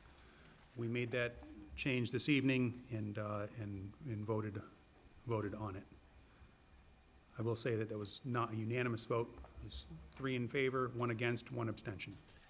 Does the breakdown change then? Because this is 23 plus 176 is 200. Yeah. Freddie, do we have the, request? This is the funding sources for the 300,000.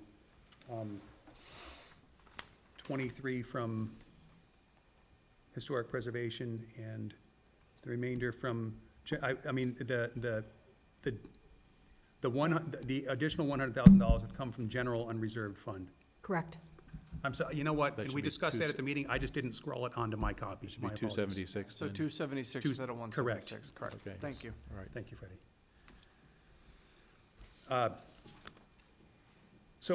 Folks from the, we have folks from the church here. If they would like to, if you would like to hear a presentation from them. Absolutely, would Okay. love to.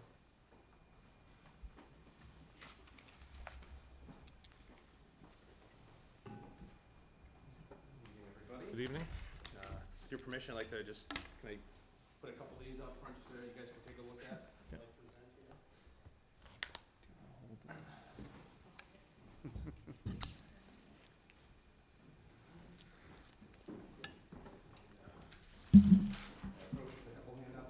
Sure. Extra handouts, I can send emails these to you afterwards.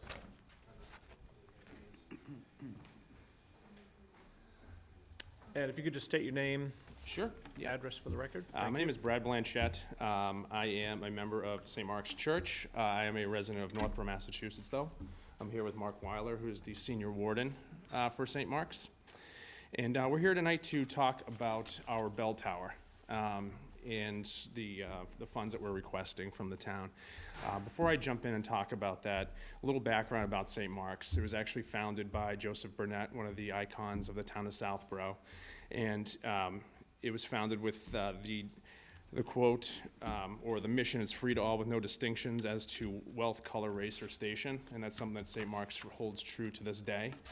We're very active in the community with Neighbors for Peace, working with the Jewish and Muslim community, bringing them together, allowing organizations like Faith School, Boy Scouts of America, Metro West Chamber of Commerce to leverage the St. Mark's property. And so jumping in the tower was added in 1891, and it's been part of the Southborough landscape ever since.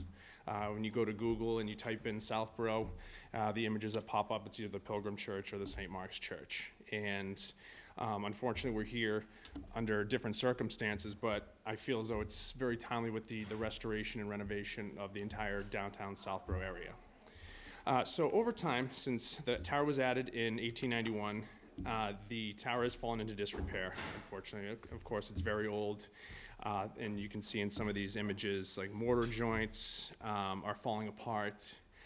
And we put together a report back in 2017 from a third party, Spencer Sullivan Vote Group, who's also working with the town of Southborough on the library restoration, and came up with this report that we are in dire need. And we have about, and this was 2017, about a 5-year window to decide what we want to do with the tower. And one of the things that we had to discuss was restoration, refurbishing, tearing it down, or tearing it down and building up a cheaper tower. Unfortunately, if you go with that third version, that could also impact the historical designation of St. Mark's. I know, being from the town of Northborough, we went through that with White Cliffs, adding on a kitchen to a historic building, and now White Cliffs isn't designated as historical. So that's something we had to keep in mind, since we are eligible for the National Registry of Historic Places, and we're also part of the application for the town of Southborough's historic district. And one of the reasons why we're asking for 300 instead of 200 is because we're not, the application is still in limbo. And since we're not, even though we are eligible for the Registry of Historic Places, we're not on that registry. And so the additional 100,000 we're requesting is because we can't get those funds from the state, the Mass Historical Commission. And so what we decided to do, though, is refurbish and restore the tower as is. And to date, we have received $50,000 in emergency funds from the Mass Historical Commission. And as you can see in the handout, what we've done with the first phase was to redo the roof and prevent any more moisture or snow, rain, etc., from permeating the building. Unfortunately, over the years, New England winters and things like that, there's plenty of moisture inside there, and it's becoming quite dangerous, and so now we need to move on this. That's the presentation I have at this point. Mark, would you like to add anything else? Sure. Our parish has committed $350,000 worth of funding through a capital campaign project that concluded this past fall. I just wanted to make sure that you understood that in context. Yeah. So we're the capital campaign fund from our congregation. We're matched where we thought we were going to be, but unfortunately, the tower itself, the overall cost is $750,000 to repair that. One other thing I'd like to add as well is the Actually, if I could just, oh, so sure. you just said 750,000 Correct. for total repair cost, Total repair of the entire tower.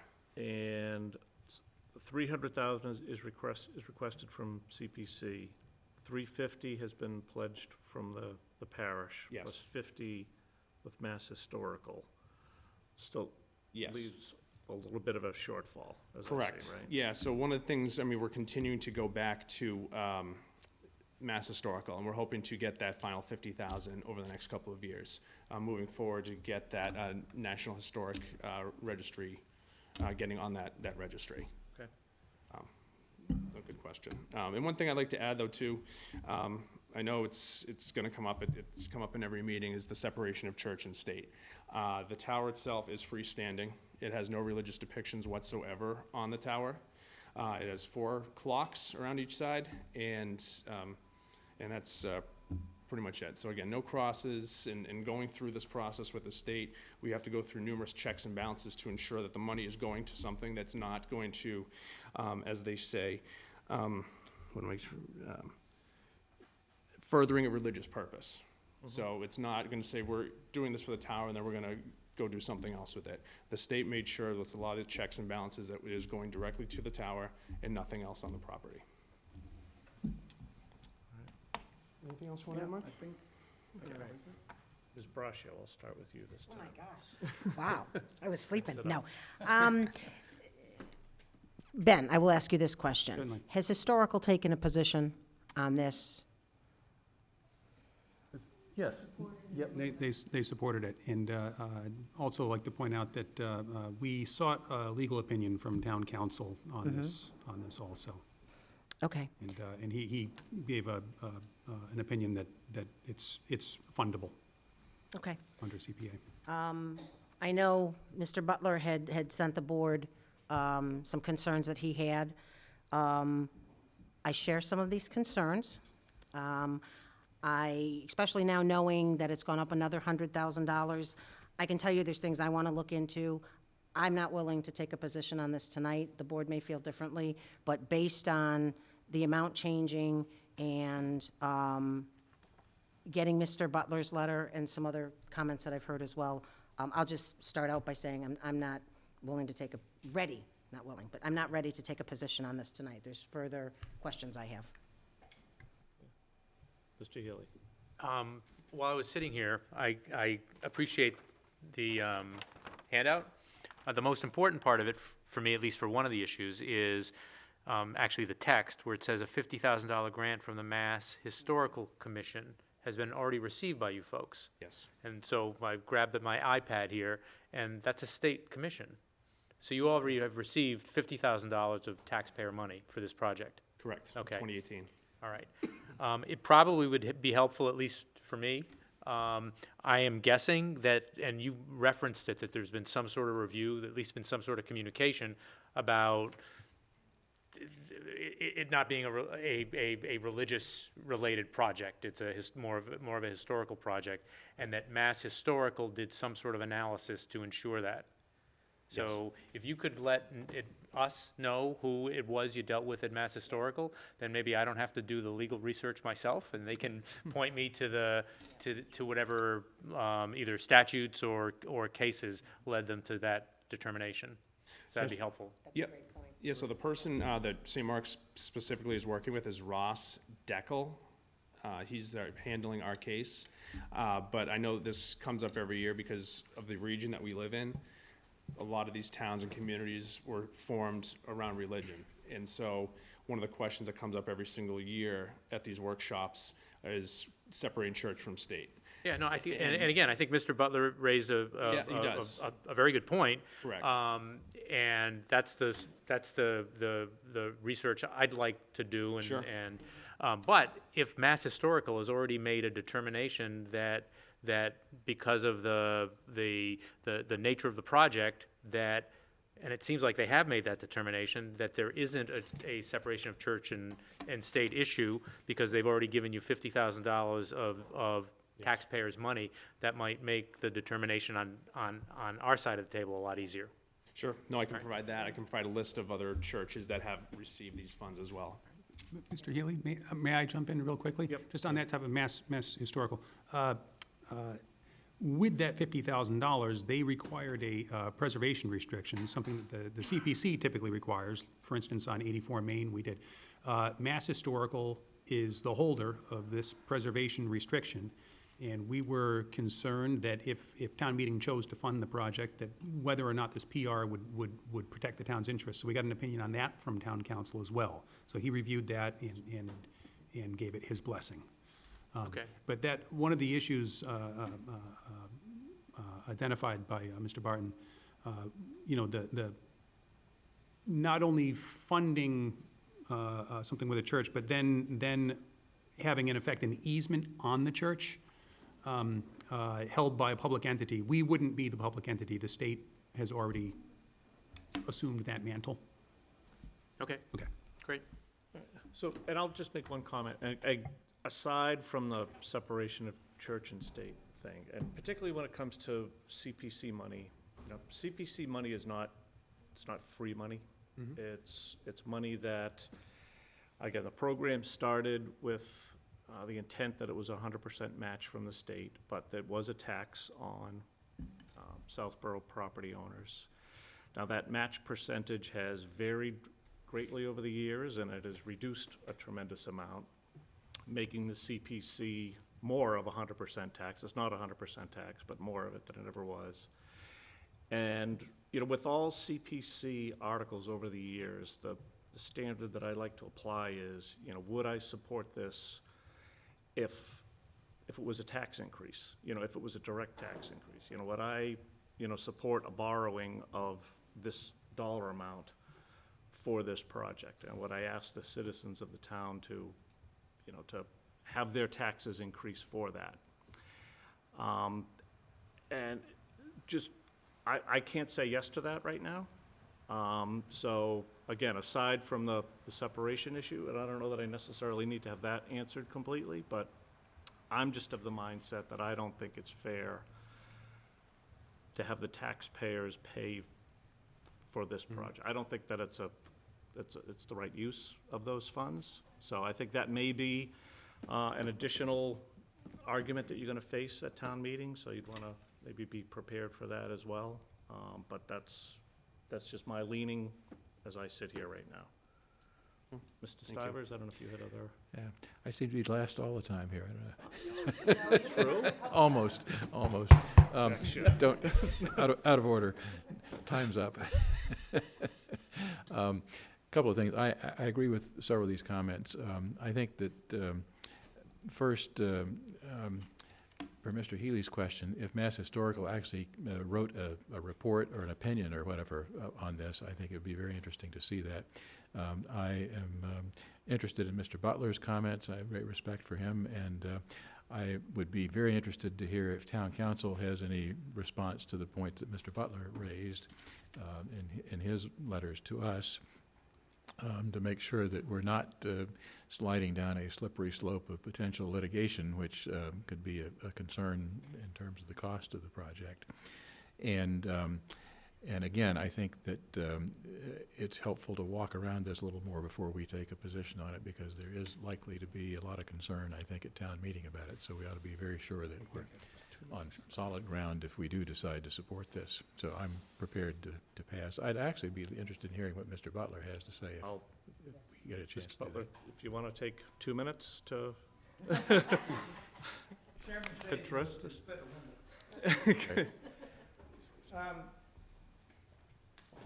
I think that finding out what Mass Historical has to say is a good idea. They might have something interesting. I would note that many projects around the state for funding things on church property have gone forward in the past before the SJC decision that came down in March 2018 on the case of Acton. So the fact that it'd be interesting to hear what they have to say, but the fact that Mass Historical is in it might just be a magnet for these AU people who sued the town of Acton. I'm sorry I didn't send the letter quite formally to all the members. At that point in time, the CPC had not voted, but I will revise the document that some of you have received and update it, because there have been a number of changes since then. One thing I would note is that, you know, 4 years ago, right at this time of year, the town of Acton had an opinion from town council that I think was better founded then than this one is from ours now, that it was no risk. And that was because it had gone forward, things like this had gone forward in a lot of places. And a citizen came forward and said, you know, I think you're running a legal risk here. And that was ignored. They spent $250,000 in legal fees. Then they got tired of it and they stopped. It was remanded. One part of it was ruled to be against the law, the stained glass windows. And the other project, the other $50,000 project, which was for a repair plan for a church structure that was deemed historical, was remanded back to the lower courts and ordered to have a discovery process, and the church at that point bailed out and was tired of having the town run up fees. So no money, $250,000, and no church got a dime out of it.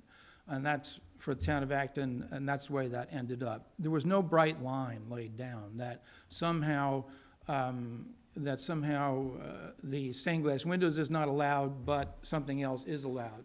We're working in a gray area here, and so I think it's a risk, no matter what, that you got a real risk here that these people. And by the way, I'm not here standing before you on a church-state principle. I'm here, maybe when I was 30, I would have come forward on that, but I'm too old, and I now sort of feel as though I just don't want to see the town get sued, you know, and have to spend a lot of money on it. And I also worry about whether some of the other churches here, St. Matthew's and others, you know, whether they don't get this money now or it gets stopped later on. $300,000 is a lot of money, and to do that 4 or 5 times over for old churches, and if it doesn't go, if someone else doesn't get it, I hate to see the town riven that way, divided. You know, why did St. Mark's get it? Oh, they're over in the center. We're on the south side. We don't get it. I don't like to potentially step into any of that. I don't want to run any of those risks for our town. So those are that. I will resend you an update to this. I would note, by the way, that look at the website of these AU people who are the litigants. And I would say that, you know, they're zealots. They won. They're zealots. And I don't, you know, it seems to me that I can hear them saying, do the bells in this tower ring on Sunday? Do they ring on the Saturday Sabbath of Jews? Do they ring in the Muslim Day of Prayer? Do they ring in Ramadan? What do they ring in? They ring in Sunday. And they will make a case around that, around separation of church and state. I just don't want our town stepping into that problem. That's it. Thank you. Thank you. So with that, I think from discussions, we're at town meeting on this? Right. Yes. At town meeting. One other thing, sir. I'm sorry. The peculiar situation, I just attended the CPC meeting. The peculiar situation we found is that the CPC members felt as though they should advance it to town meeting, but in open meeting, a majority said they would not vote for it at town meeting, which is a peculiar situation. Thank you. Be happy to Mr. address that Smith. if you'd like. Mr. So, at CPC, of course, we don't fund projects. Our job is to be the eyes of town meeting, to look over the projects that come to us with an application and simply see whether or not they comport with the Community Preservation Act and will in fact help projects where they have some failings to get them to where they meet the requirements of the CPA. And if they do, we then recommend that those projects go to town meeting for the town to make the decision, which puts us in a, it's happened to me before where a project has met the strict requirements of the Community Preservation Act, and I voted to recommend it to go to town meeting, and then I went to town meeting and I voted against it. And I indicated that tonight, that's likely what's going to happen here. I think the project as presented to us and its current amendment meets the requirements of CPA. So I voted in favor of moving it along.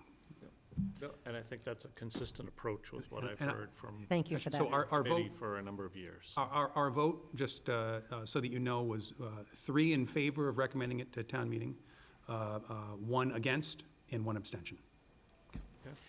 Has advisory taken a position on this? Not yet. Not yet, as far as I know. So that brings us to Article 32, Citizen Petition Plastics Ban. I don't believe that the proponent for that article is here. Thank you. Thank you. Thank you. Thank you, gentlemen. So I'll propose at town meeting Yes. for that article? Yes. Sorry, Okay. yes. At town meeting for Citizen Petition Plastics Ban. Is there any other warrant article included on the draft March 28th, 2020 warrant any board member would like to bring up and discuss? Ms. Braccio. Thank you. I would like the board to discuss Article 7, which is the budget, and I would like to discuss the EDC portion of the budget, please. And why I'm asking is I had gone to the advisory meeting, and there was some concern on advisory. There were a couple different points that were made. I believe they haven't voted yet on it, taken a position. There were questions one of the questions that was asked by Ms. Malinowski was, as the warrant initially came out, there was a request for $10,000 from EDC that was towards the downtown initiative. At that time, the downtown initiative was still on the warrant. So there was some question about the timing of that. That doesn't really come into play now, but just to share the information. So I actually went and took a look back because we have really put a lot of boards, committees, departments, put them on a kind of a tight wire. So what I did was I actually got the request from EDC for what they were looking for. And I have a copy for members of the board so you can see what I'm talking about. There's 2 copies, if you can hand one down. Mr. Purple, I believe you have this. Would you like a copy as well? I know Katie needs a copy. So. I'll take one for. Okay. So this was the basis for the $10,000 request. It was for exhibitions to perform the public on zoning changes, informational brochures and handouts, and mailings to invite residents and businesses to public forums for the downtown initiative. I actually also went and got a copy of what the grant would potentially allow. And I believe some of these items fall within the grant, but one of the concerns I had as well is we have to be very careful that when a town is, a board or committee is putting out information using taxpayers' dollars to do it, you have to be careful that you don't cross the line between educational and support, because taxpayers' dollars can't be used to support any article. You can use it for information. That was one of the concerns that I had. And as you go down, the printing for the SOBO business directory, my understanding is that the town can't pay to advertise for a private business. And the last time the directory was done, it was paid for by businesses, which made complete sense. They were able to fund the printing and the reprinting to get additional copies. So I have a little bit of concern about that. I have concern about mailing. We as a town historically, Mr. Healy, you served on Main Street. I don't know, did the Main Street group have a $10,000 budget to promote the Main Street? That's a no. Okay, so, but 10,000 planning months. board, we have a planning board member here, and I would assume also that planning board didn't get $10,000 for their lighting bylaw. So I have a concern that the basis of this, I think part of this could be covered through the grant. I looked at the booth, I'm okay with the booth. And then if you turn to the second page, it talks about other contracted services, expected hiring outside vendors for work associated with the initiative. So they have renderings have been done, those might change. I believe a lot of these things could be and should be covered by the grant. I think that a mailing to invite residents and businesses to public forums on this, I don't necessarily know that taxpayer dollars should pay for this. And my concern for that is taxpayers' dollars paying to support an article that the taxpayers at town meeting may or may not support. So that's one of the concerns I have on that. Also, I have to read my notes here. I also was concerned that we increased a line item on the budget that going into next year could potentially carry over. So when we look at the budget next year, if they don't ask for an increase, it's going to show zero, but there's going to be $10,000 in the budget. I don't know if the budget is the right place to put this. I would just like a little more detail on, based on what's presented here, I don't know that a lot of this falls within a budgeted line item. So I don't know what the rest of the board thinks, and I'm just trying to look through some of my notes quick here. Again, I think one of the most things is we have to be very careful for public funds, and as well as there's $10,000 in the budget for potentially forums and mailings, but it's a Board of Selectmen article. So I don't know if there should be. For me, it's a little bit of a concern that we're sponsoring an article, but we're giving somebody else $10,000 to do what we should somewhat be involved in. I think a little bit of this falls to us as well if we're going to sponsor the article. So that's just some of my thoughts. I know Kathy has advisory taken a formal position on this yet. I know there was concern, if you don't mind, Mr. Shade, if Kathy can. Nope. Thank you. So we're going to vote tomorrow night, but this is one of our two issues, and you couldn't have said it better. So I agree with everything that you said as far as the issues with this line item. Okay, thank you. So again, I don't know what anybody else thinks. I know we had approved the budget, and I just don't know if anybody's willing to take a relook at this item. If not, so be it. I kind of brought my concerns up. I raised that when we talked about it originally, yeah. I think that, 10,000 is a fair amount of money, given the other decisions we're making. I'd rather see that go to part-time grant writer, for example. And I think that, I would hope the EDC could find a way to work some of these things through the grant money and do some of these things as they need to. And I think too, Sam, I think they've done a good job of getting their message out and their word out in the past. So I don't know that this $10,000 is going to hinder them with that message. So again, I don't know what anybody else thinks. I'm agnostic on this. I'm not, interesting issues, interesting questions. The concern I raised last time is that, and in some respects, we have been, we being the Board of Selectmen, have sort of pushed responsibility onto Agreed. the EDC Yep. to carry the ball for something that, at least in theory, we're supporting. Yep. And I worry that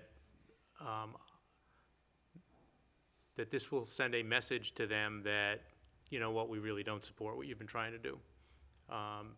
Now, that doesn't mean that we can't pick up the ball, but as I said, we've paid lip service to supporting this project, but really have left it to the EDC to carry the ball. And, we're targeting now presumably this being on the fall town meeting. I don't think $10,000 is going to make or break anything. I worry more about the message we're sending to folks on the EDC who've been working pretty hard on this project. Well, let me just, I agree with you, Marty. I agree we could have done a lot more for support. There's no question there. My concern is this setting a precedent for anybody now that wants to come forward that over time, and I'll use Chestnut Hill as an example. The open space, was supportive of Chestnut Hill and did forums and worked very much behind the scenes. They didn't come to the town and ask more. The Public Safety Building Committee didn't come to the town and ask. They used the resources that they had. They used Ms. Galligan. My understanding was Karen copied a lot of the stuff and a lot of things that they need. I don't think we're hindering them. I think we are offering more to them than we have offered to anybody else on big projects that have come into this town. They have a grant. If they didn't have a grant, Marty, I might feel different. But they've got a grant, and they have tools in order to do this, and it's been done successfully. So what's next? A citizen's petition comes in and then says, well, you know what? I think you should give me $10,000 to get my word out as well. That's my concern, is where do we draw the line? Because we've never given anybody $10,000, even the golf course master plan committee that Sam and I both sat on. We didn't have $10,000 to promote that. We had a very short window in order to come back to the Board of Selectmen. And again, I just worry about the precedent. And it's not that I don't support what they're doing and I don't support their message. I think the downtown initiative is long overdue. There's no question. I think we can all agree sitting here at this table on that. But it's just the mechanism for I worry going to town meeting, somebody saying that somebody got something that somebody else may not have gotten, and it's given them potentially an unfair advantage. And that's, again, you're certainly entitled to your own opinion on this, and I respect that tremendously, but I just worry the path that we're going down on this, that's all. Yeah, I have, again, great support for the downtown initiative, and Marty, I think that we can actually be most helpful and send the best positive signal to the EDC by us getting more directly involved and helping them sort out exactly what should this look like, as opposed to letting them wander around for the next several months and wind up at special town meeting in the fall, potentially with less clarity from us in terms of what we want to see, and make the project work more cohesively across Selectmen, Planning Board, EDC, Zoning Board, whoever needs to be involved, so we've got everybody sort of on the same page for town meeting. That could be, in my view, a lot more important and effective than $10,000 here. So I'm prepared to work on doing that. I suspect if the EDC were here that they would trade $10,000 for, in fact, again, and I'm a member of the Board of Selectmen, so I dropped it as much as anybody else, but we really have dropped the ball. Agreed. We have, I don't think anybody disagrees. And I suspect, as I said, that they would trade the $10,000 for the words of support that hopefully they're hearing and taking stock in. Well, I will just add one final thought. I think whatever position this board takes, if it leaves it as it is, that's fine. But I think advisory from the meeting I saw was pretty steadfast in their position, and we are going to have to defend our position on the town meeting floor.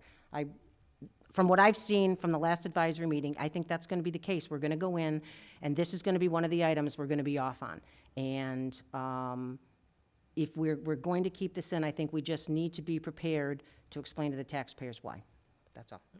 Does advisory have questions, qualms about this because of the sort of concerns Ms. Braccio has raised, or because of concerns about the overall project that EDC has been pursuing with the downtown initiative, or both? The former, not the latter. We actually, a little history for those that were on advisory, they're sitting up here tonight, 3 out of 4. Advisory for years was not very supportive of EDC for a long time, and that's changed at this point, so I don't think they think we're not supportive. I really am not worried about that. But when EDC came in from an advisory with their budget, they didn't even know what that number was. Now, they're going through a little bit of discombobulation right now. David McKay resigned, longtime member. They've got a new chair, but they really didn't even know where the number came from. We asked, what is this? And they didn't know. So my guess is this number is a little bit fuzzy as far as where it's coming from anyway, so that's one of our reasons too. It's a 27% year-over-year increase from last year, and just to reiterate what Lisa said, we're still looking at, the 5-year problem we have. It gets in this year, it's gonna, it's likely to stay in there, so now we've added $50,000 over the next 5 years if we do this. I am convinced that there are many businesses that will help them do the printing they need to be done, because the businesses want to be promoted, right? And they haven't touched a penny of that grant yet. It's just sitting there. If you don't use it, you're gonna lose it. So I do agree with Lisa in that I do believe that most of what they want done, they can fit within the parameters of the grant request. There's some looseness in there. So for all those reasons, we're pretty adamant about this one, I think. Now, we haven't voted, so this is one person talking again too, but I think I know where it's going. Okay, fair enough. All right, so, I mean, all good points. One thing that I am cognizant of as well is, I think it sends a bad message, again, just my opinion, to take action to reduce the recommended budget now without them here, to, either try to defend it or hear it firsthand that it's happening. Sure. Certainly, if at the end of the day, this is a position that we want to take, there's nothing stopping us from having that discussion with EDC over the next 4 or 5 weeks between now and town meeting, and then holding the budget at town meeting and making the recommended reduction then, if that's what it comes to, or not, or maybe advisory will do if our board doesn't.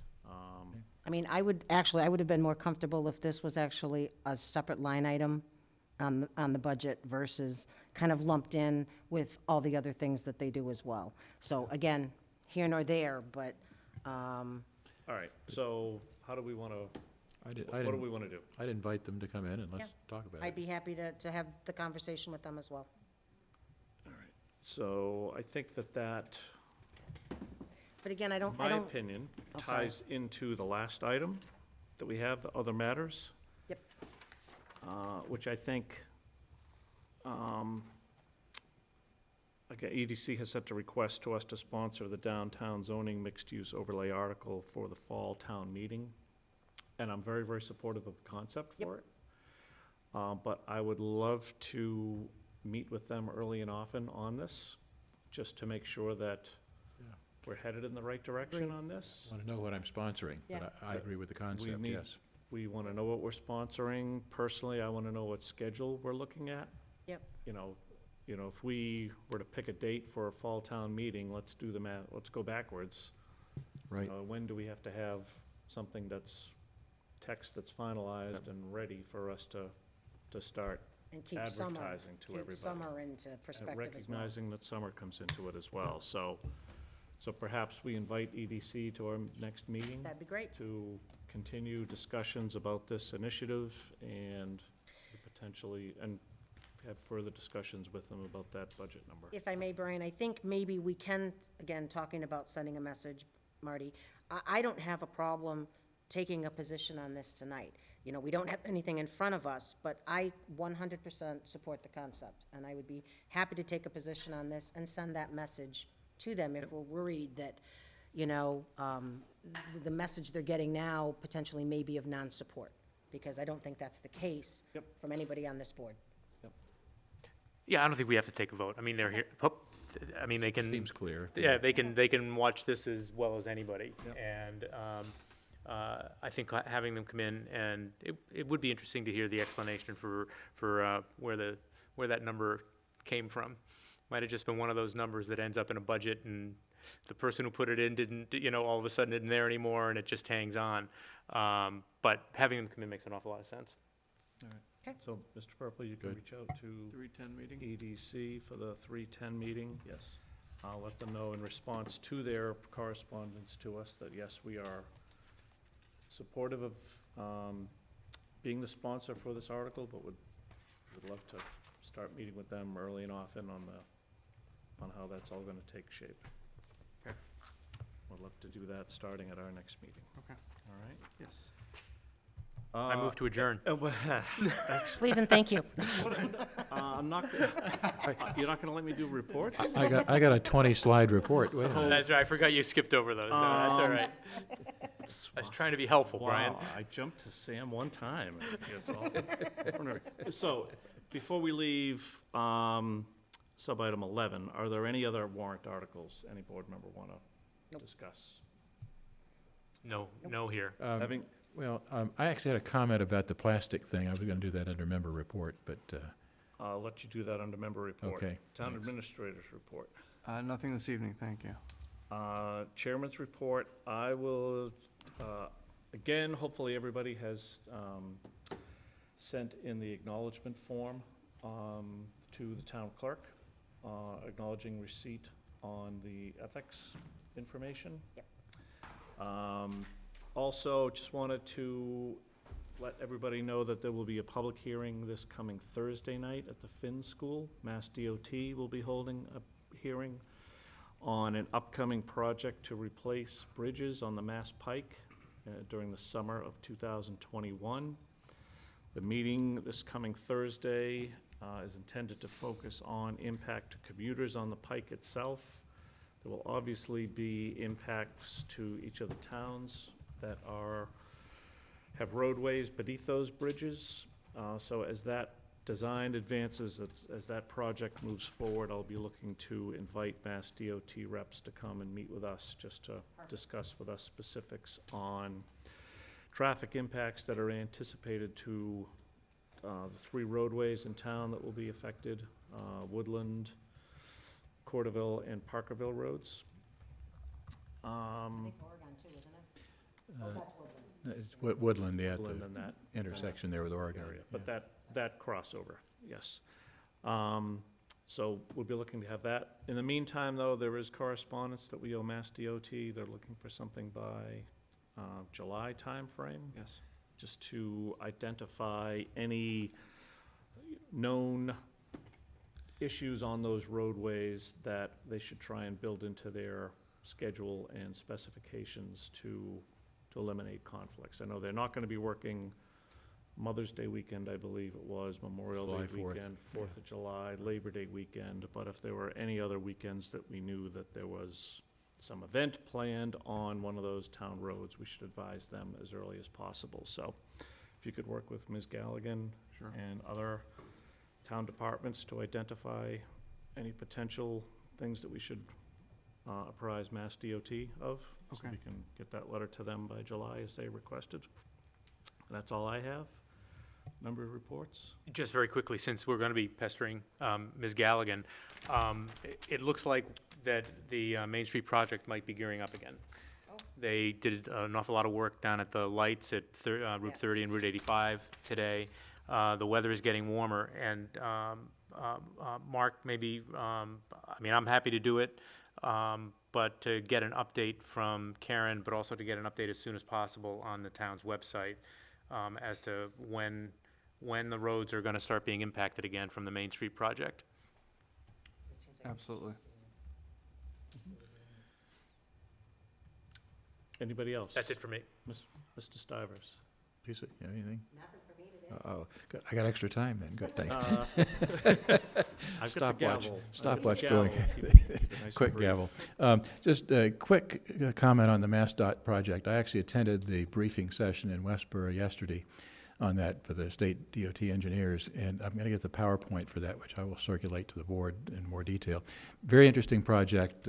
They had to accelerate it because of the 495 Pike project that was going to shut down a lot of traffic in the local towns related to that, or affect traffic. And these bridges are in bad shape, and so they didn't want to wind up in a position where they had to replace one of these bridges while they were also rerouting traffic with that. So they're using accelerated construction process, which basically over a weekend will replace one bridge over either eastbound or westbound.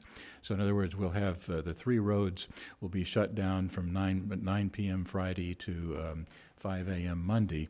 And during that time, they will replace with prefab concrete structures. They'll drop in sections there, which is what they did on 93 a few years ago when one of those bridges collapsed. So it's a very interesting technique. It'll, I think, make the impact a lot less on the town doing it that way than the longer construction project. They're going to have to change or build up the abutments on Corderville Road because those are in really bad shape. So I think, again, the summer of 2021, so we've got some time, but it's going to be certainly impact us. One of the things I'd like to do is to be able to get nicer looking bridges out of it, which they didn't seem to be too receptive to. It's the old standard industrial concrete, but the MassDOT can actually do nice looking bridges, which they've done on 128 in some places. So I don't think it hurts to ask, and I would encourage us to continue to request that if we can.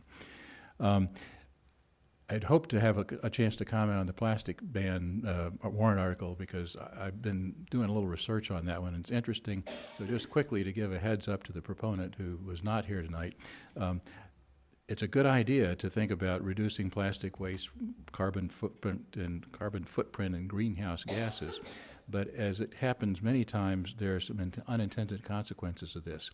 Turns out people have studied the experience from this single-use ban in California particularly, where there's data since 2007 where they did that. And there are a number of interesting things where, in fact, the single-use bags do decrease, but what happens apparently is people then go to thicker, heavier bags as a substitute, so you don't get nearly the reduction in plastic that you expected. And the big impact is paper bag use goes up. And research shows that, in fact, paper bags can produce more adverse environmental impact than plastic, because it requires a lot of energy. Even though they do decompose, it has other negative effects. So the bottom line is, and reusable cloth bags are bad too for a variety of reasons. So reusable polyester/plastic bags seem to be a most attractive option, where the big issue is you want people to reuse these bags. So if you can find ways to encourage people to reuse them more frequently, more actively, that actually has an overall positive impact, and places do that by imposing a fee on the bags. So if you charge a little bit for the bags, then people tend to find more ways to reuse them and lower the impact environmentally. So I think these are all things that I think are interesting to think about. There is research that's been done on this, and there's some interesting sources for that out there that I think we need to think about more carefully before we rush into this one. And these are questions that I would have had for the proponents, and be something I would be interested in talking about. So as usual, there's more than meets the eye to this, I think. So that's it for me. Motion to adjourn? So moved. Second. All those in favor? Aye. Aye.